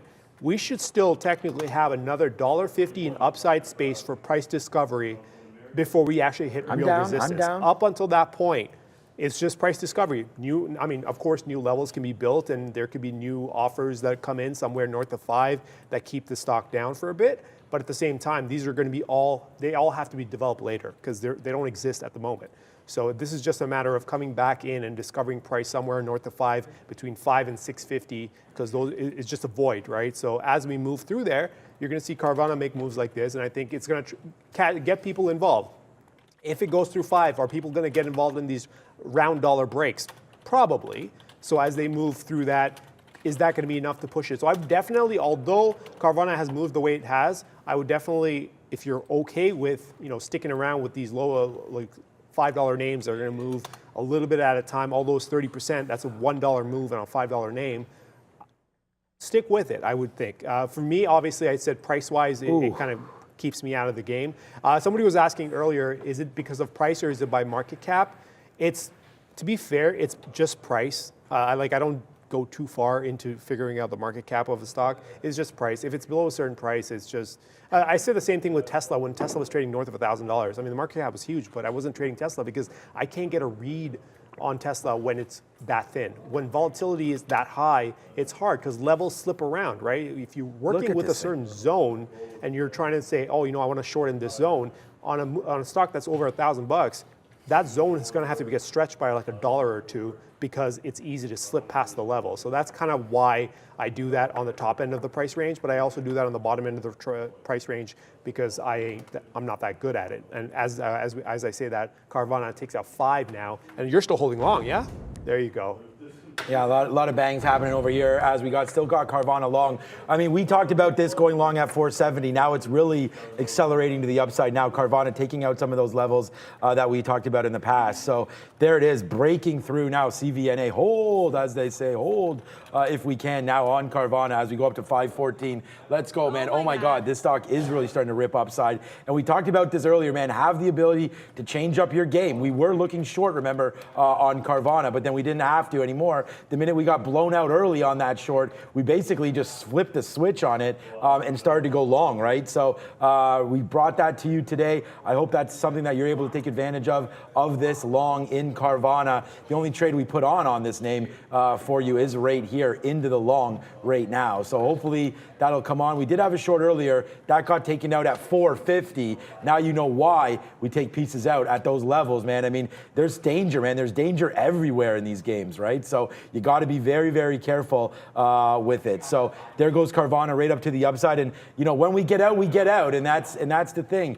You don't have to hold for the moon or anything like that. Take your profits. But here we go. This is mooning right now. And don't be stubborn. Like, this could be a huge hit for me. But look where we're out. We're out of our shorts right here at 450. Now we don't have to worry as this thing really starting to take off. Carvana going to the upside. Here it is. How does 10% sound?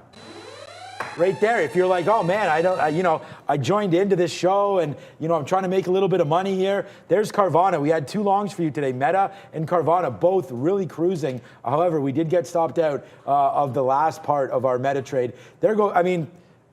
Whatever, man. I mean, now we're in the money almost. I mean, now we're in the money, what, 50 cents on $4, like we just said, that 10%. So upside, nice move. Maybe we'll just get out on the first. I mean, that's a 420, 520 sort of stopping spot right there. I don't know. I still think this can go. Let's just hold out for it, see how far this one, our last out there was only at 5. So yeah, we have a little bit more to go here on Carvana. Upside move. It's 330 right now. So we have a little bit. What is the halt price on Carvana? Well, unfortunately, we don't have halt bands. What's up, Dell? Day trader there. Lucas is off, but I hope he gets back to you. I did talk about that. Dell's going to help us out with some animations, hopefully, to go there. And I apologize about being a little bit late getting back to you on that one. Was not me, but I got you now. So, all right. Again, what's the halt price? Normally, it's 50 cents. It's 10%, right? 10%. Move upside there instantly. Let's see if that happens. We got 50 cents. I almost feel like it should have halted already. But yeah, that is a good question there on Carvana. It should have. How fast was that? Maybe that almost halted, but it didn't. So we'll have to wait for it there. We do have the halt page up if and when it does halt. It'll be volatility. I doubt there's new news on this. So unless Brendan has something. What's up? No news on Carvana, guys, but with this move in CVNA, some of the other highly shorted names popping up as well. Here's Beyond Meat. Remember, 30 plus on the short side for BYND starting to go as well. Yeah, regarding those halt bands, that's a feature that's been requested. So obviously this software is built in-house, right? It's internal, so it's internally built. So for us, so here and there, they do software updates and add new features and functions and whatnot. And all the managers can send in a request for something that they want, of course. And if the software team looks at it and if it's feasible and there's enough interest in it, they put it in. It seems like, from what I understand, that it's extremely complicated to figure out these halt bands for whatever reason. I don't know why. Let me leave that with me and I'll inquire after, because there was, I thought the reason was kind of fugazi, but there was a reason why, and I'm going to try to figure that out and then see if we can't I do remember a reason coming by. That's what I mean. What was that reason? There was something. I thought it was just like straight up. It's just complicated. It's just too complicated.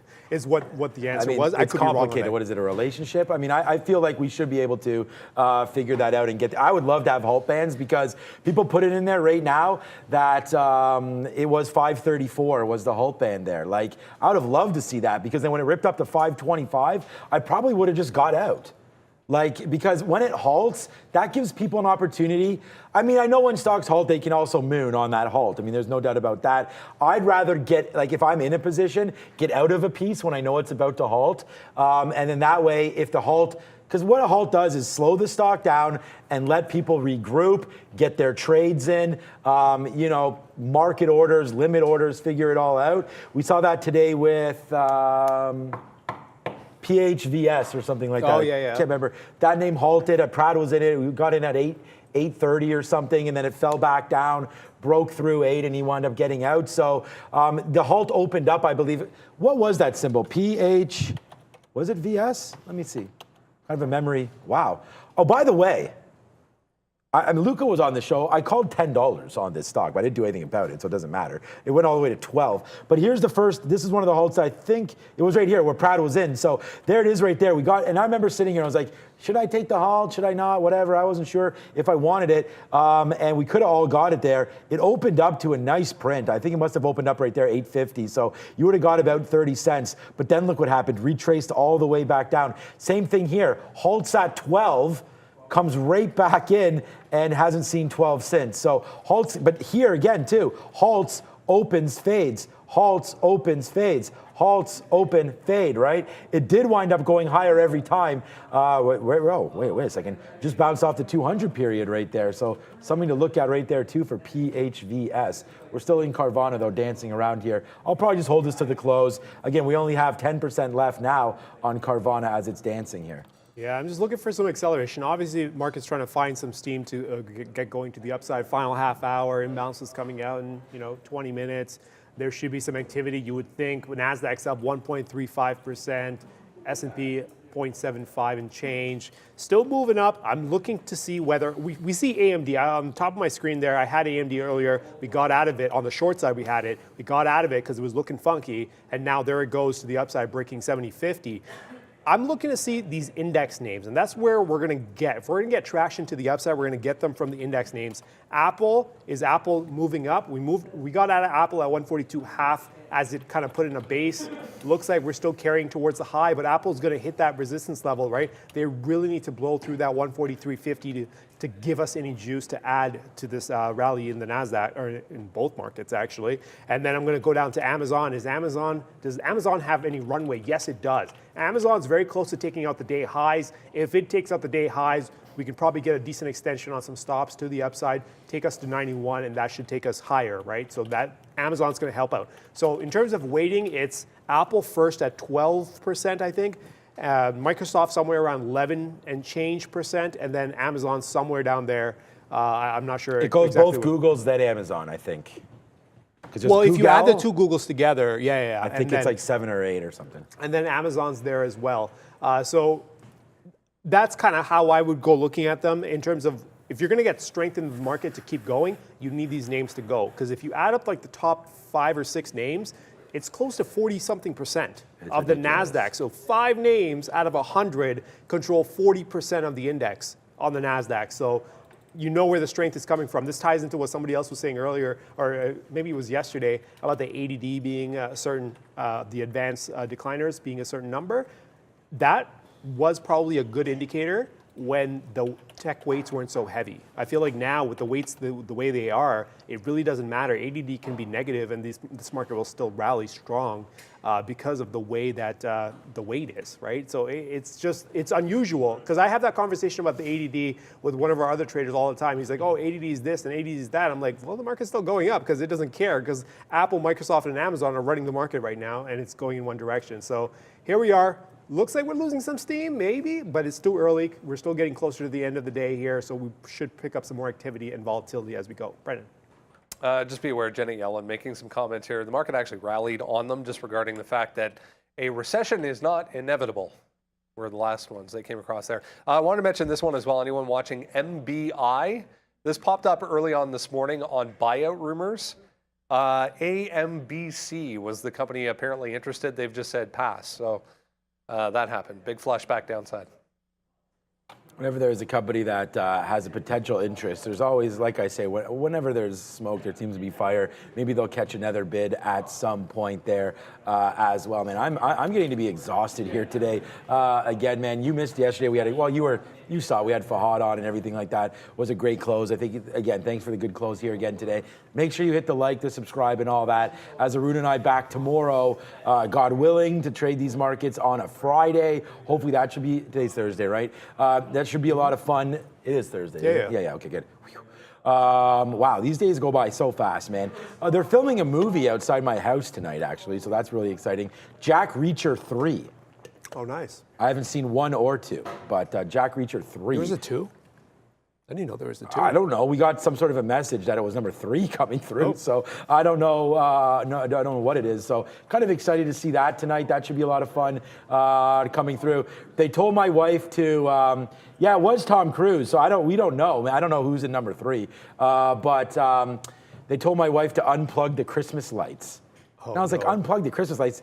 They were going to surge. Send the money. Like, what do you mean? Like, let's go. You want me to unplug the Christmas lights? Oh, it's not even surge. It's affecting their shot. Is that what it was? Yeah, because apparently they're taking. Get out of here. Go pay me for that. That's what I'm saying. I told her. She told the guy at the door, like, oh yeah, no problem. What time? This and that. Unplug this and that. I was like, nah, man, make them edit that out if they don't want to show us the money. Let me get Tom Cruise's signature.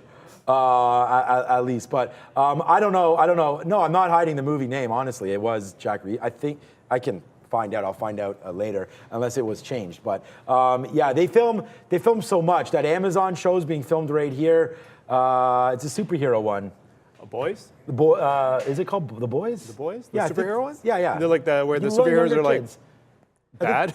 I think that's what it is. Yeah, anyways. It's probably The Boys. I think The Boys is filmed in Toronto. Anyways. Yeah, that gets filmed right here, just outside of our office, actually, in and around the University of Toronto there. So, yeah. Okay, let's go. I don't know. I'll find out. Let me find out. I'm going to find out. People saying that that's not Jack Ryan? Oh, maybe it's Jack Ryan. I don't know. I'll find out more about this right now. Oh, interestingly enough, I was actually on Prime Video yesterday, and I had watched first season and second season of Jack Ryan, and then I saw that it was like season 3. I was like, wait, there's season 3? I go to it. There's no episodes there, but somehow they have the tab for season 3 already. So I guess more likely it is. It could be Jack Ryan because apparently there's a season 3. I'm going to ask the wife right here because we did get there's a notice that they sent to everybody in our neighborhood. So I'm going to ask her right now what's going down with that. Okay, just a quick look, man. It's 3:36 right now. Oh, it's only called Reacher, someone said now. Okay, maybe that is what it is. We're going to find out about that. And someone said season 3's Jack Ryan is out this week, so I don't know. I think that they'd be filled that up. I'm going to find out about that in a matter of seconds here. Okay. All right, $536 million to sell at the close is what Brennan's come out with. So there could be a little bit of a sell side action here. I'm just looking at Carvana. We're still in it, and I don't know. It just keeps bouncing off of 10 here. It's leading me to believe that I should probably take it out, take that 10% on this name and kind of run away from it. But at the same time, maybe there is another bump in this name here. I'd hate to give a significant amount back. And the problem is, if I get out when it breaks back down below, I won't give anything back. But if it breaks back down below 5, that could be support. So I don't know. We're going to find out from that. What's up, Brendo? I was just reading a few things. Apparently, Jack Reacher 3, the movie, not happening, but there's a movie called Tripwire, which is the next book in the series, I guess. It's happening on Amazon. but no Tom Cruise. So, sorry, Shawn. Oh no, for me that's not. I mean, and they just Tom went on Cruise. to the next I don't. book. You know. I mean, I see Tom. I mean, whatever. I don't really care. The story, like I just care for the action. So I'm good with. I'm good with that. I'm just trying and to to be find fair, out have you who's gonna seen be there. that? It's not called. Yeah, it is called Top Gun Maverick, right? I haven't The seen second it. Yeah, one. the second one. It's actually pretty good. You saw it in the theater. I know. I feel stupid. I tried. Oh no. I haven't been to a theater in I don't even know how long. I have no clue how long it's been. But no, it's it was a pretty solid movie. I know people have their thoughts on it, but amazing. it's actually a pretty solid movie. Do people have negative thoughts on that? I thought it was a pretty positive. Well, related to the military and whatnot. There's like, propaganda and whatnot. But regardless, in terms of just a storyline, put everything aside, the storyline itself is pretty solid. They did a great job, I think, with the way they kind of roll things together. Because Independence Day tried something very similar when they try to hand it off to his son. I don't think they did that well years and years later with Will Smith. So I do think that they did a great job with that movie there. All right, we're getting closer and closer to the imbalances. Let's go to my screen, guys. We'll take a look at what these imbalances, when we talk about imbalances, what we mean by them. At 3:50 every day, the exchanges send out some data letting you know how many people are interested in buying and selling on the official closing price. All that stuff, you can participate in it by kind of setting an order with an on-close order tag. All those orders are kind of grouped together, tabulated, and then put into our system. Remember, this software is built in-house in something called an imbalance locator. I'm sure your brokers have that too. You just got to figure out where it is in the system. When you get that information at 350, all you care about is the symbol, the side, the size of it, I guess the direction, and then the size of it, and then the paired value. I care for the paired value just because it adds one more layer of data, and then you can ignore the other two. If the imbalance is large enough to make a difference on the stock will move because there's added pressure now to get these shares done to the closing price at the end of the day, right? So as long as the imbalance is large enough, and we've seen the last little bit where the imbalances come out on some B3 names, Brazil names, where they're large. But that's a completely different imbalance. We want North American names, no ADRs, none of that other stuff. We want the North American equity names that are going to be unusually large for the stock. So on a stock like Apple, which has done 48 million shares, if you get a decent size imbalance, and we saw this once with Shawn there, he was in it long, and the imbalance came out like 5 million, with 5 million paired. That means there was a 10 million imbalance at some point. It's going to put some pressure on the name, right? So first release is at 350, which is the one that's going to initially move the stock, and then 355 is when you get the update from the floor as well with their interest into the book. So when you get it at 350, there's going to be a pop or whatnot, pop or drop. In this case, it could easily be a drop with. I mean, it could be a pop too. You said it was an early look. Well, Brandon just gave it again 580, so it seems like it is going up. He gave 530 and out of 580. Maybe it is a sell side imbalance. Maybe there's going to be a drop in some of these names. Overall, it looks like they're going to project it to be a negative imbalance, so sell side heavy. So at 350, when that data comes out, there's going to be a move in one direction. Not in the same direction for all the stocks, because each stock gets its own imbalance, right? So some names are going to have positive imbalances, it's going to push the stock up. Some names are going to be negative, it's going to push the stock down. It all comes down to how big are the buys versus the sells. 350. And then at 355, all that gets updated with the floor interest as well, and then you get the pressure put on the name. If the imbalance is still there and it's still large relative to the stock's book, then you're going to get some pressure on the name, and you're going to take that into 4 o'clock. And we're going to see all that information here. It's going to be the symbol here, the size of the imbalance, and then the paired value. The reason I care for the paired value is because it shows me what the size of the total imbalance was at some point before they offset it, right? So if you add the two numbers together, the size of the imbalance and the paired value, that was the original size of the imbalance until somebody came in or multiple people came in and offset the paired value, leaving what's left on the size portion of it. So at 350, we'll get that all that data. This market's not doing a whole lot. Seems like it wants to stick around with 60 right now.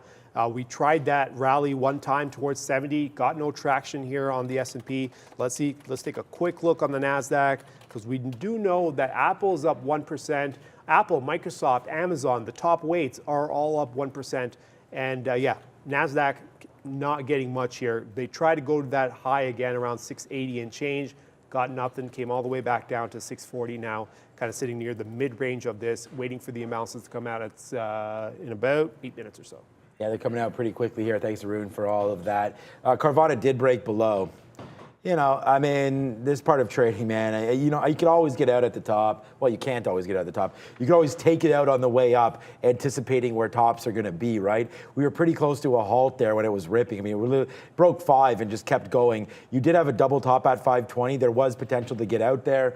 I mean, I talked you through it when I was on it. So hopefully you either got out or you didn't. But right now, Carvana breaking back down below 5. And, you know, we may have just ran stops there. So I feel like heading in, I don't know if there's going to be a buy imbalance on this thing or not. Like I said, if anybody has an early look, someone said that there was a trade platform that had early looks on individual stocks and stuff. I don't know if it was TD's. There's, what is TD's trading platform called there again? Not TradeStation. What's that? What TD's? Ameritrade? TD Ameritrade, yeah, but didn't they have what's their, someone, Thinkorswim. Ah, yes. That's what I had to check the chat for that. Thanks, guys, for that. Thinkorswim. I thought that they had early looks. Like, I would love to have an individual early look name, but like Arun just mentioned there, all of these don't get updated. And I'm going to get rid of NYSE American. Yeah, there. I saw that after too. I didn't realize that. Yeah, so we can get rid of that. But you see, like, it's too bad that we can't get it. They get published again, obviously, when they all close out at 9:30. Xpeng must have opened a little bit late there and didn't even get everything off, it looks like, 9:33. So at 9:50, these will once again populate. But that's how the same way that we get that early look from Financial Juice. Financial Juice. Oh man, like I said, man, I'm getting pretty beat up here. Yeah, Financial Juice. Then you know there has to be some sort of a result for that. Let us know if you guys happen to know if there is something on Thinkorswim or if there is something there given to you that indicates maybe if there is something on Carvana or not. Here's a nice little bounce off $5. I'm just going to sit here and wait for the imbalances to come out now. I don't have any positions on, so I don't need to worry about like getting stopped out like Arun said. I do think it is pretty dangerous to continue to trade into this, especially with some decent size. Like if I still had on Meta right now, you know, the like 10% like I do on Carvana, then yeah, maybe take the risk to hope that it does come out as a buy. I mean, yesterday I had a couple names, I can't remember what they were, maybe it was AMD or something, and it actually worked out for us. Arun gave an example of Apple as well, but when you're flipping a coin like that, we've even had big days, and you can talk to this, I can talk to this, Brendan, Neil, we all can, where it's been like $5 billion to buy, and for some reason the market has just edged down, not only heading into the number, but even when the number comes out. Yeah. Sometimes they expect a little bit of a bigger bump than there actually is. And then when that doesn't happen, it fades out, right? Or someone sees a big buy for Apple coming in the imbalance, and then, you know, they know right away it gets paired off. Or maybe they know that they can pair it off. So, you know, they wait for the last couple minutes to send it out, which reminds me, we didn't talk about this, but there is obviously a big situation with the market on close orders. And that is that they pair off a little bit more aggressively at 55. Mm-hmm. So you are going to get a switch up there at 355 where you do get some different of opinions there on the imbalance locator when it does flip around. We call it like sort of pairing off at 355 is a big spot. So we're going to wait for that. Only a couple minutes to go. Carvana not really doing anything here right now. Yeah, I was in the chat. Somebody, good catch. I kept saying paired value. Yeah, you're right. It's paired volume. Paired volume. It's right here. I can hover over it. It says paired volume. I just, in my head, I'm just like, okay, I know what I mean by it. Sometimes I just use random words, but it is paired volume. So you compare the size of the imbalance plus the paired volume to add them together to figure out what the original size of the imbalance was. Usually when there's a large paired number, it just means that the imbalance was large. There's a lot of interest in the name. Sometimes the imbalance may not even be that big, but because of paired volume, got to catch myself every time. Paired volume was large, it means there's a lot of interest in the name, and there's a possibility that even with the small imbalance that's left, this could actually get very active. So just keep an eye on this. For now, this is from Hugs this morning. That was at 9:30 with a large buy of 1.33 million shares. That's unusually large for a name. I've never even heard of this. Yeah, I don't know. Some of these names are like little penny stocks. Anyways, it had a large imbalance this morning, and now it's kind of, you know, it's frozen, right? And there's nothing here. We haven't had any updates since the latest one we had was probably that 9:33 on, no, we had another one that opened at 9:33 on EXPR. But it seems like they're usually open within the first 5 minutes, if not right at the open. NASDAQ tends to open right when it hits 9:30, unless there's something special going on. As the market comes back in, we got a couple minutes left before the imbalances come out. Maybe that sell side imbalance is going to stick because this market is losing traction. Apple is selling off a little bit here, heading on down. AMD, forget Carvana, it doesn't even matter because that's not in the index. But Amazon, let's take a quick look at Amazon here. Yep, they're all heading down together. So I guess we may actually have a sell side imbalance today. Yeah, we may. I mean, the market is ticking to the downside here with only 2 minutes to go.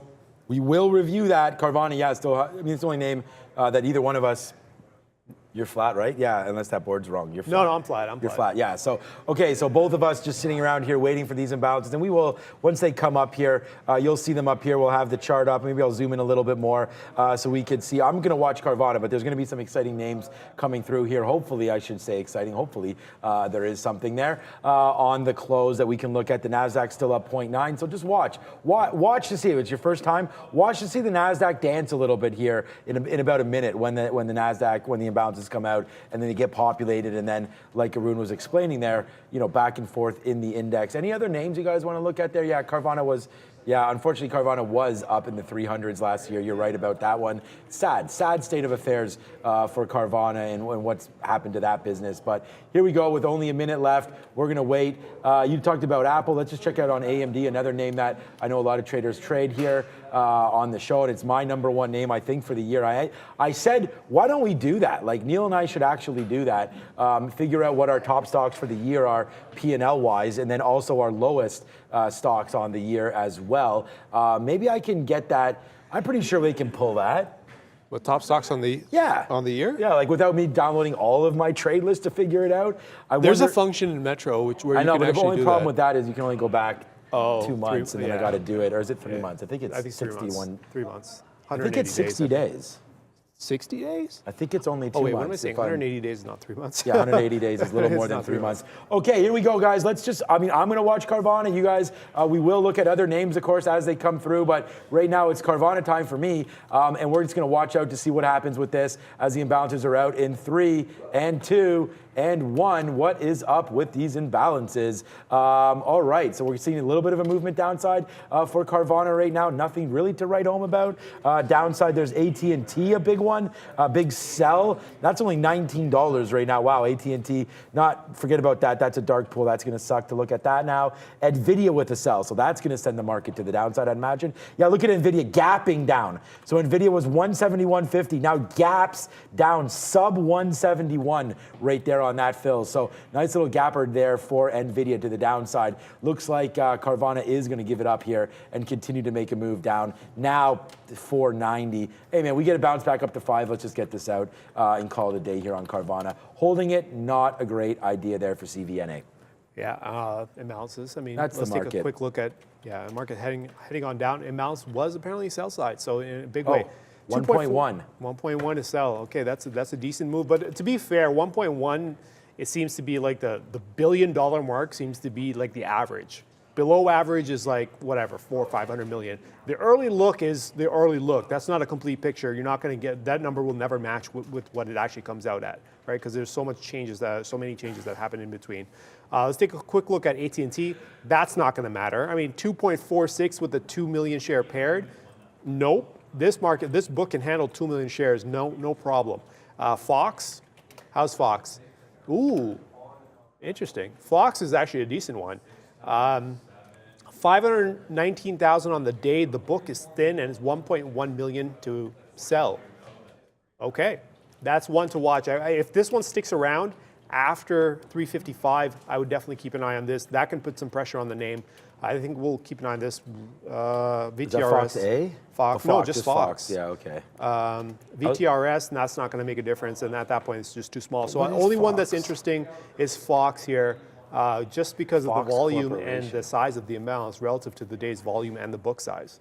Yeah, oh wow, that I see you guys, man. PHVS is running around now. PHVS, our Carvana I feel like we'll get out of Carvana at some point there, hopefully for a win on Carvana. CVNA there, we'll try to get out on that at 95, like we just said there. Okay, yeah, there it is, nice move up. Oh, we just touched it again, that not halt spot where we halted the first time, upside right there. So nice little move for PHVS. I can't remember what that news was on that, Brendan. If you have that quickly, PHVS, I can't remember exactly what it is, but it's a huge move up, 333% today alone. So that's, I mean, what is this stock? PHV. I just don't know the catalyst, that's all. And I don't know, oh, it's Farvaris, so it must be an FDA or something there. A study, okay, so Brandon just saying, yeah, data on studies right there. And that's what happens, right? We've seen buyouts happen in this space before, especially when you get positive results. You know, you're looking to say, okay, if a Pfizer or somebody needs a new drug in the pipeline, they will tend to, and I don't know if it's a drug or not, but they tend to, you know, take out some of these companies, whether or not it be a medical device or something like that. And these buyouts can be, again, 80, 90% higher, things like that. So nice move up, people taking a risk today. 77 million shares, that's probably way more than the float for sure of this name. I shouldn't say for sure, I don't know, but there it is, nice little move upside. Congratulations, man. We talked about this earlier. When you get runners, you can get runners, and this is definitely a runner here today. PHVS on the radar now for tomorrow, up 335%. NVIDIA, we'll watch out for this one. I feel like it, there, I was gonna say, it's gonna pair off, so it's gonna come back. It's already come back. It went right down to the 50 period there and came right back. So look for a big move up here in the close for NVIDIA, because at 355 a minute from now, I wouldn't be surprised if this disappears completely and it just gets bought back up. Yeah, I'm just gonna rearrange this imbalance so I can actually keep an eye on Fox. I'm just very curious about Fox here as it... Foxtrot. Yeah, where is this? Come on down. Fox going through. LMN. Oh, there we go. There's Fox right there. We're going to keep an eye on Fox as it moves through, because the 355, this is the update that's going to really matter and make a difference, right? This can easily be offset at 355 just because, well, the floor may have some interest in this name as we move through it. And this is being unusually large. I'm curious if there's some index action that we don't know or we haven't checked into. As of, we got what, 10 seconds? Let me see if I can figure this out before, if there's index action, TGI, huh? No, that's not it. No, okay, anyways, that's a warrant that's being added. Okay, where's Fox? Right, no, where did it go? What is going on there's here? NVIDIA. Oh, there we go, Fox. Oh, why did it does it flip? keep, no, it's right there. Yeah, it's gone. See, they paired it. There it is. It's 1.1. Now it's gone down to 12 million because the floor took the majority of that 1.1. So it's been fully paired. And that's what you're going to expect at what? At 355 is this kind of action. Hardly do any names stick around that came out big unless there's index action. Yeah. These names don't stick around. AT&T, yeah, it'll stick around, 1.6, but that's nothing, right? That's not going to make a difference here. And everything else is too small. There you go, Carvana, buy side, 650. Yeah, so I was going to talk about that. I put it into the mock. Ah. So let's see. So I put my order into the mock. We'll click on Carvana right now. It did get a nice little bump up. It was down to 480. It just bumped to 490. I could have taken it out at 490, but then I saw it here. So they're going to have to buy 600,000 shares at close here for Carvana. So obviously it can hold that. It's done 67 million shares today. Probably just prints where it closes. But let's see if there's some extra pressure on this into the close to the upside, because there is a buy imbalance. So what I just told Arun there was I threw it into the mock. So I'm now offsetting, right? So I'm into there as a sell. So here we go. Come on, Carvana. Nice little move to the upside. We're just going to get that closing print as long as the order type works, which it should. We will get that closing print. So wherever it prints out at the end of the day is where I'm going to be part of. So, hey, it could print 5. It could print 480. Who knows? But I feel like Carvana probably prints right around here now, which is pretty good, man. We're long at 470. We can get out here at 490. We'll be pretty happy with only a couple minutes left. But if this Carvana goes down, like in right now, it could go down to 400,000 all the way down here or something, then this stock probably falls back in, right? Because, see, it's not changing. Like, the pressure is still there for upside. So, oh no, I was waiting at 95. So I probably right now would take a 94 if I didn't throw this order out. I believe I can still cancel this until 1 minute left or so. I'm not going to do that. We're going to keep it in, but let's see if it works out. you know, we put it into the mock. We were going to try to get 95s. Looks like we're going to be able to get that, or at least 94. So let's hope that we get a little bit higher here in for this trade. So far so good here. I'm excited for this. We're in a trade now. So there it is. He's starting to pare down a little bit now, only 500,000. So let's watch Carvana. There it is right here on the upside. So let's watch it. It's bouncing upside now, 495. You know, I'll take a 495 close. If that's what happens, that'd be good. I feel like it's going to go to the downside. This New York book here of 30,000 shares just keeps on sitting there taking fills, I feel like. So, yeah, maybe this is going to turn around. Now only 500,000. We were just at 600. So hopefully downside move now, not imminent. And we can get back up maybe through 5 here with 2 minutes to go. There it is. 2 minutes to go. Still 500,000. So there it is. Yeah, 97, 98. Let's go. Carvana to the upside right now. Good. Both Arun and I, you know, we identified that Carvana was on there as a bid. So good hold for me so far. Shouldn't speak too much now because it's in for the close. So we'll see where this mock prints us. We would have been out 95. So I feel like we've done pretty good here with only a minute and a half to go. But remember, in the last minute, this can pair off. Oh, just got bigger. So this could pair off even lower now. $5 is what I'm going to say the print is. You think it's going to print 5? $5 even. Okay, let's hope so for that one, because right now it's probably going to be 495 because I told the stock gods that that's where I would have got out. So let's see. There we go. Nice call, Arun. Let's go 497 now. Let's get through 498 and print me at 5, and we'll be pretty happy with that there for Carvana. Still 600. Yeah, see, bumped up again. It drops below and back up. There could be some little bit of gaming happening there that might not be completely a true quote, but we'll watch it out now. There. The real game starts in the final 30 seconds. I know. I'm nervous for it because it's not taking. Yeah, keep it on his screen because you'll see the imbalance mess around, and Carvana's going to do something funky in the final 30 minutes because it always does. This is how imbalances tend to work, right? It'll be fine. It'll like, oh, there's going to be some pressure, and then all of a sudden you get some wacky move in the stock.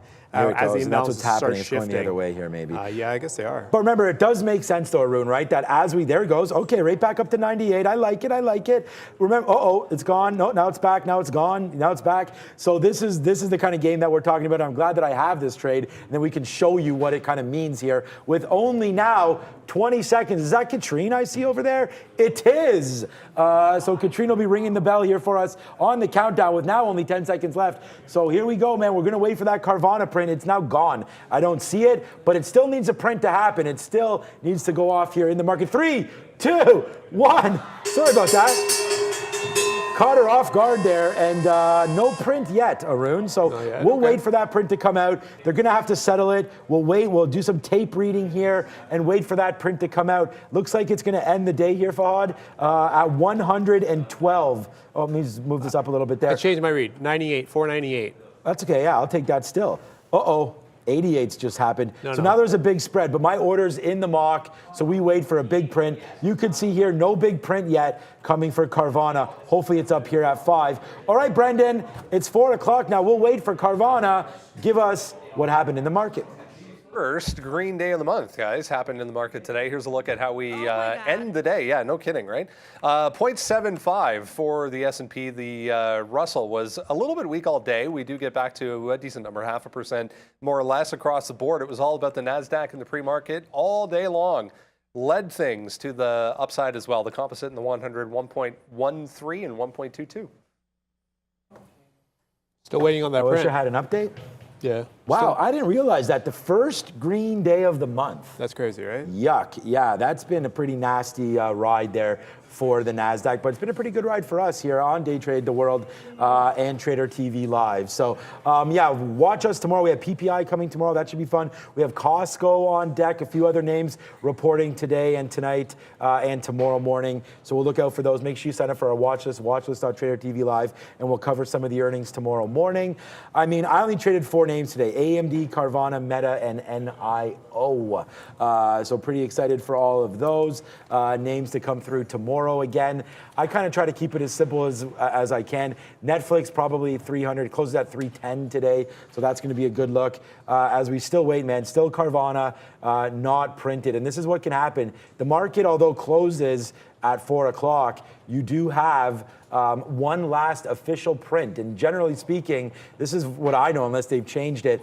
they'll use that closing print to book the end of the day. So wherever, like if it prints, even though it's at 490 right now, if it prints 5, that's what will show up like on Yahoo Finance. If you're ever mark to market, right, that's the price that's being exactly. used. So that's exactly right. So they do that for the NASDAQ as well, and that's why for the mark to market shares. So all right, good day. I don't know. I can just keep delaying. I don't see any Carvana prints yet. When it comes out, I'll let you know for that one. But you guys can pay attention to see it after the hours there. So all right. Oh, man. Thanks for toughing it out here today, Brendo. Thanks again for Arun. Thank you to all the traders that were filling in for us today, including Brandon, Greg, Luca, and Trader Prad was here and now gone. I guess he's going either to the gym or back home to sleep. I hope it's the latter because we need as many bodies in here as possible. Arun, you're back tomorrow, so that should be pretty sweet. Oh, did we just get a... Yep. 96. Oh, I was off right there. So here it is. Come to my screen quickly here, Fod. There's the print right there, 96. Hey, man, I'll take it, Arun. I'll take it. 1 penny better, although the fees probably counteract that. The fees are a little expensive there on the market on close. Okay, thanks again, Brendan, for everything. Thanks, Fahad, for the 1s and 2s again. Doing it all by himself, man. No Lucas today. Get well soon, Lucas, at home. Thanks to Katrine for ringing the bell. Justin as well. Everybody part of Trader TV Live. So, all right, man. Let's go. It's been an exciting day, and we're back tomorrow. Enjoy the Thursday night game. Raiders-Rams. Who you got? Raiders. Me too. Raiders. Brendan, who you got? Sure, I'll do that. Raiders. 3 Raiders. Let's go. I don't even know the spread. We'll see you guys tomorrow at 8:30. Have a great evening. Ciao.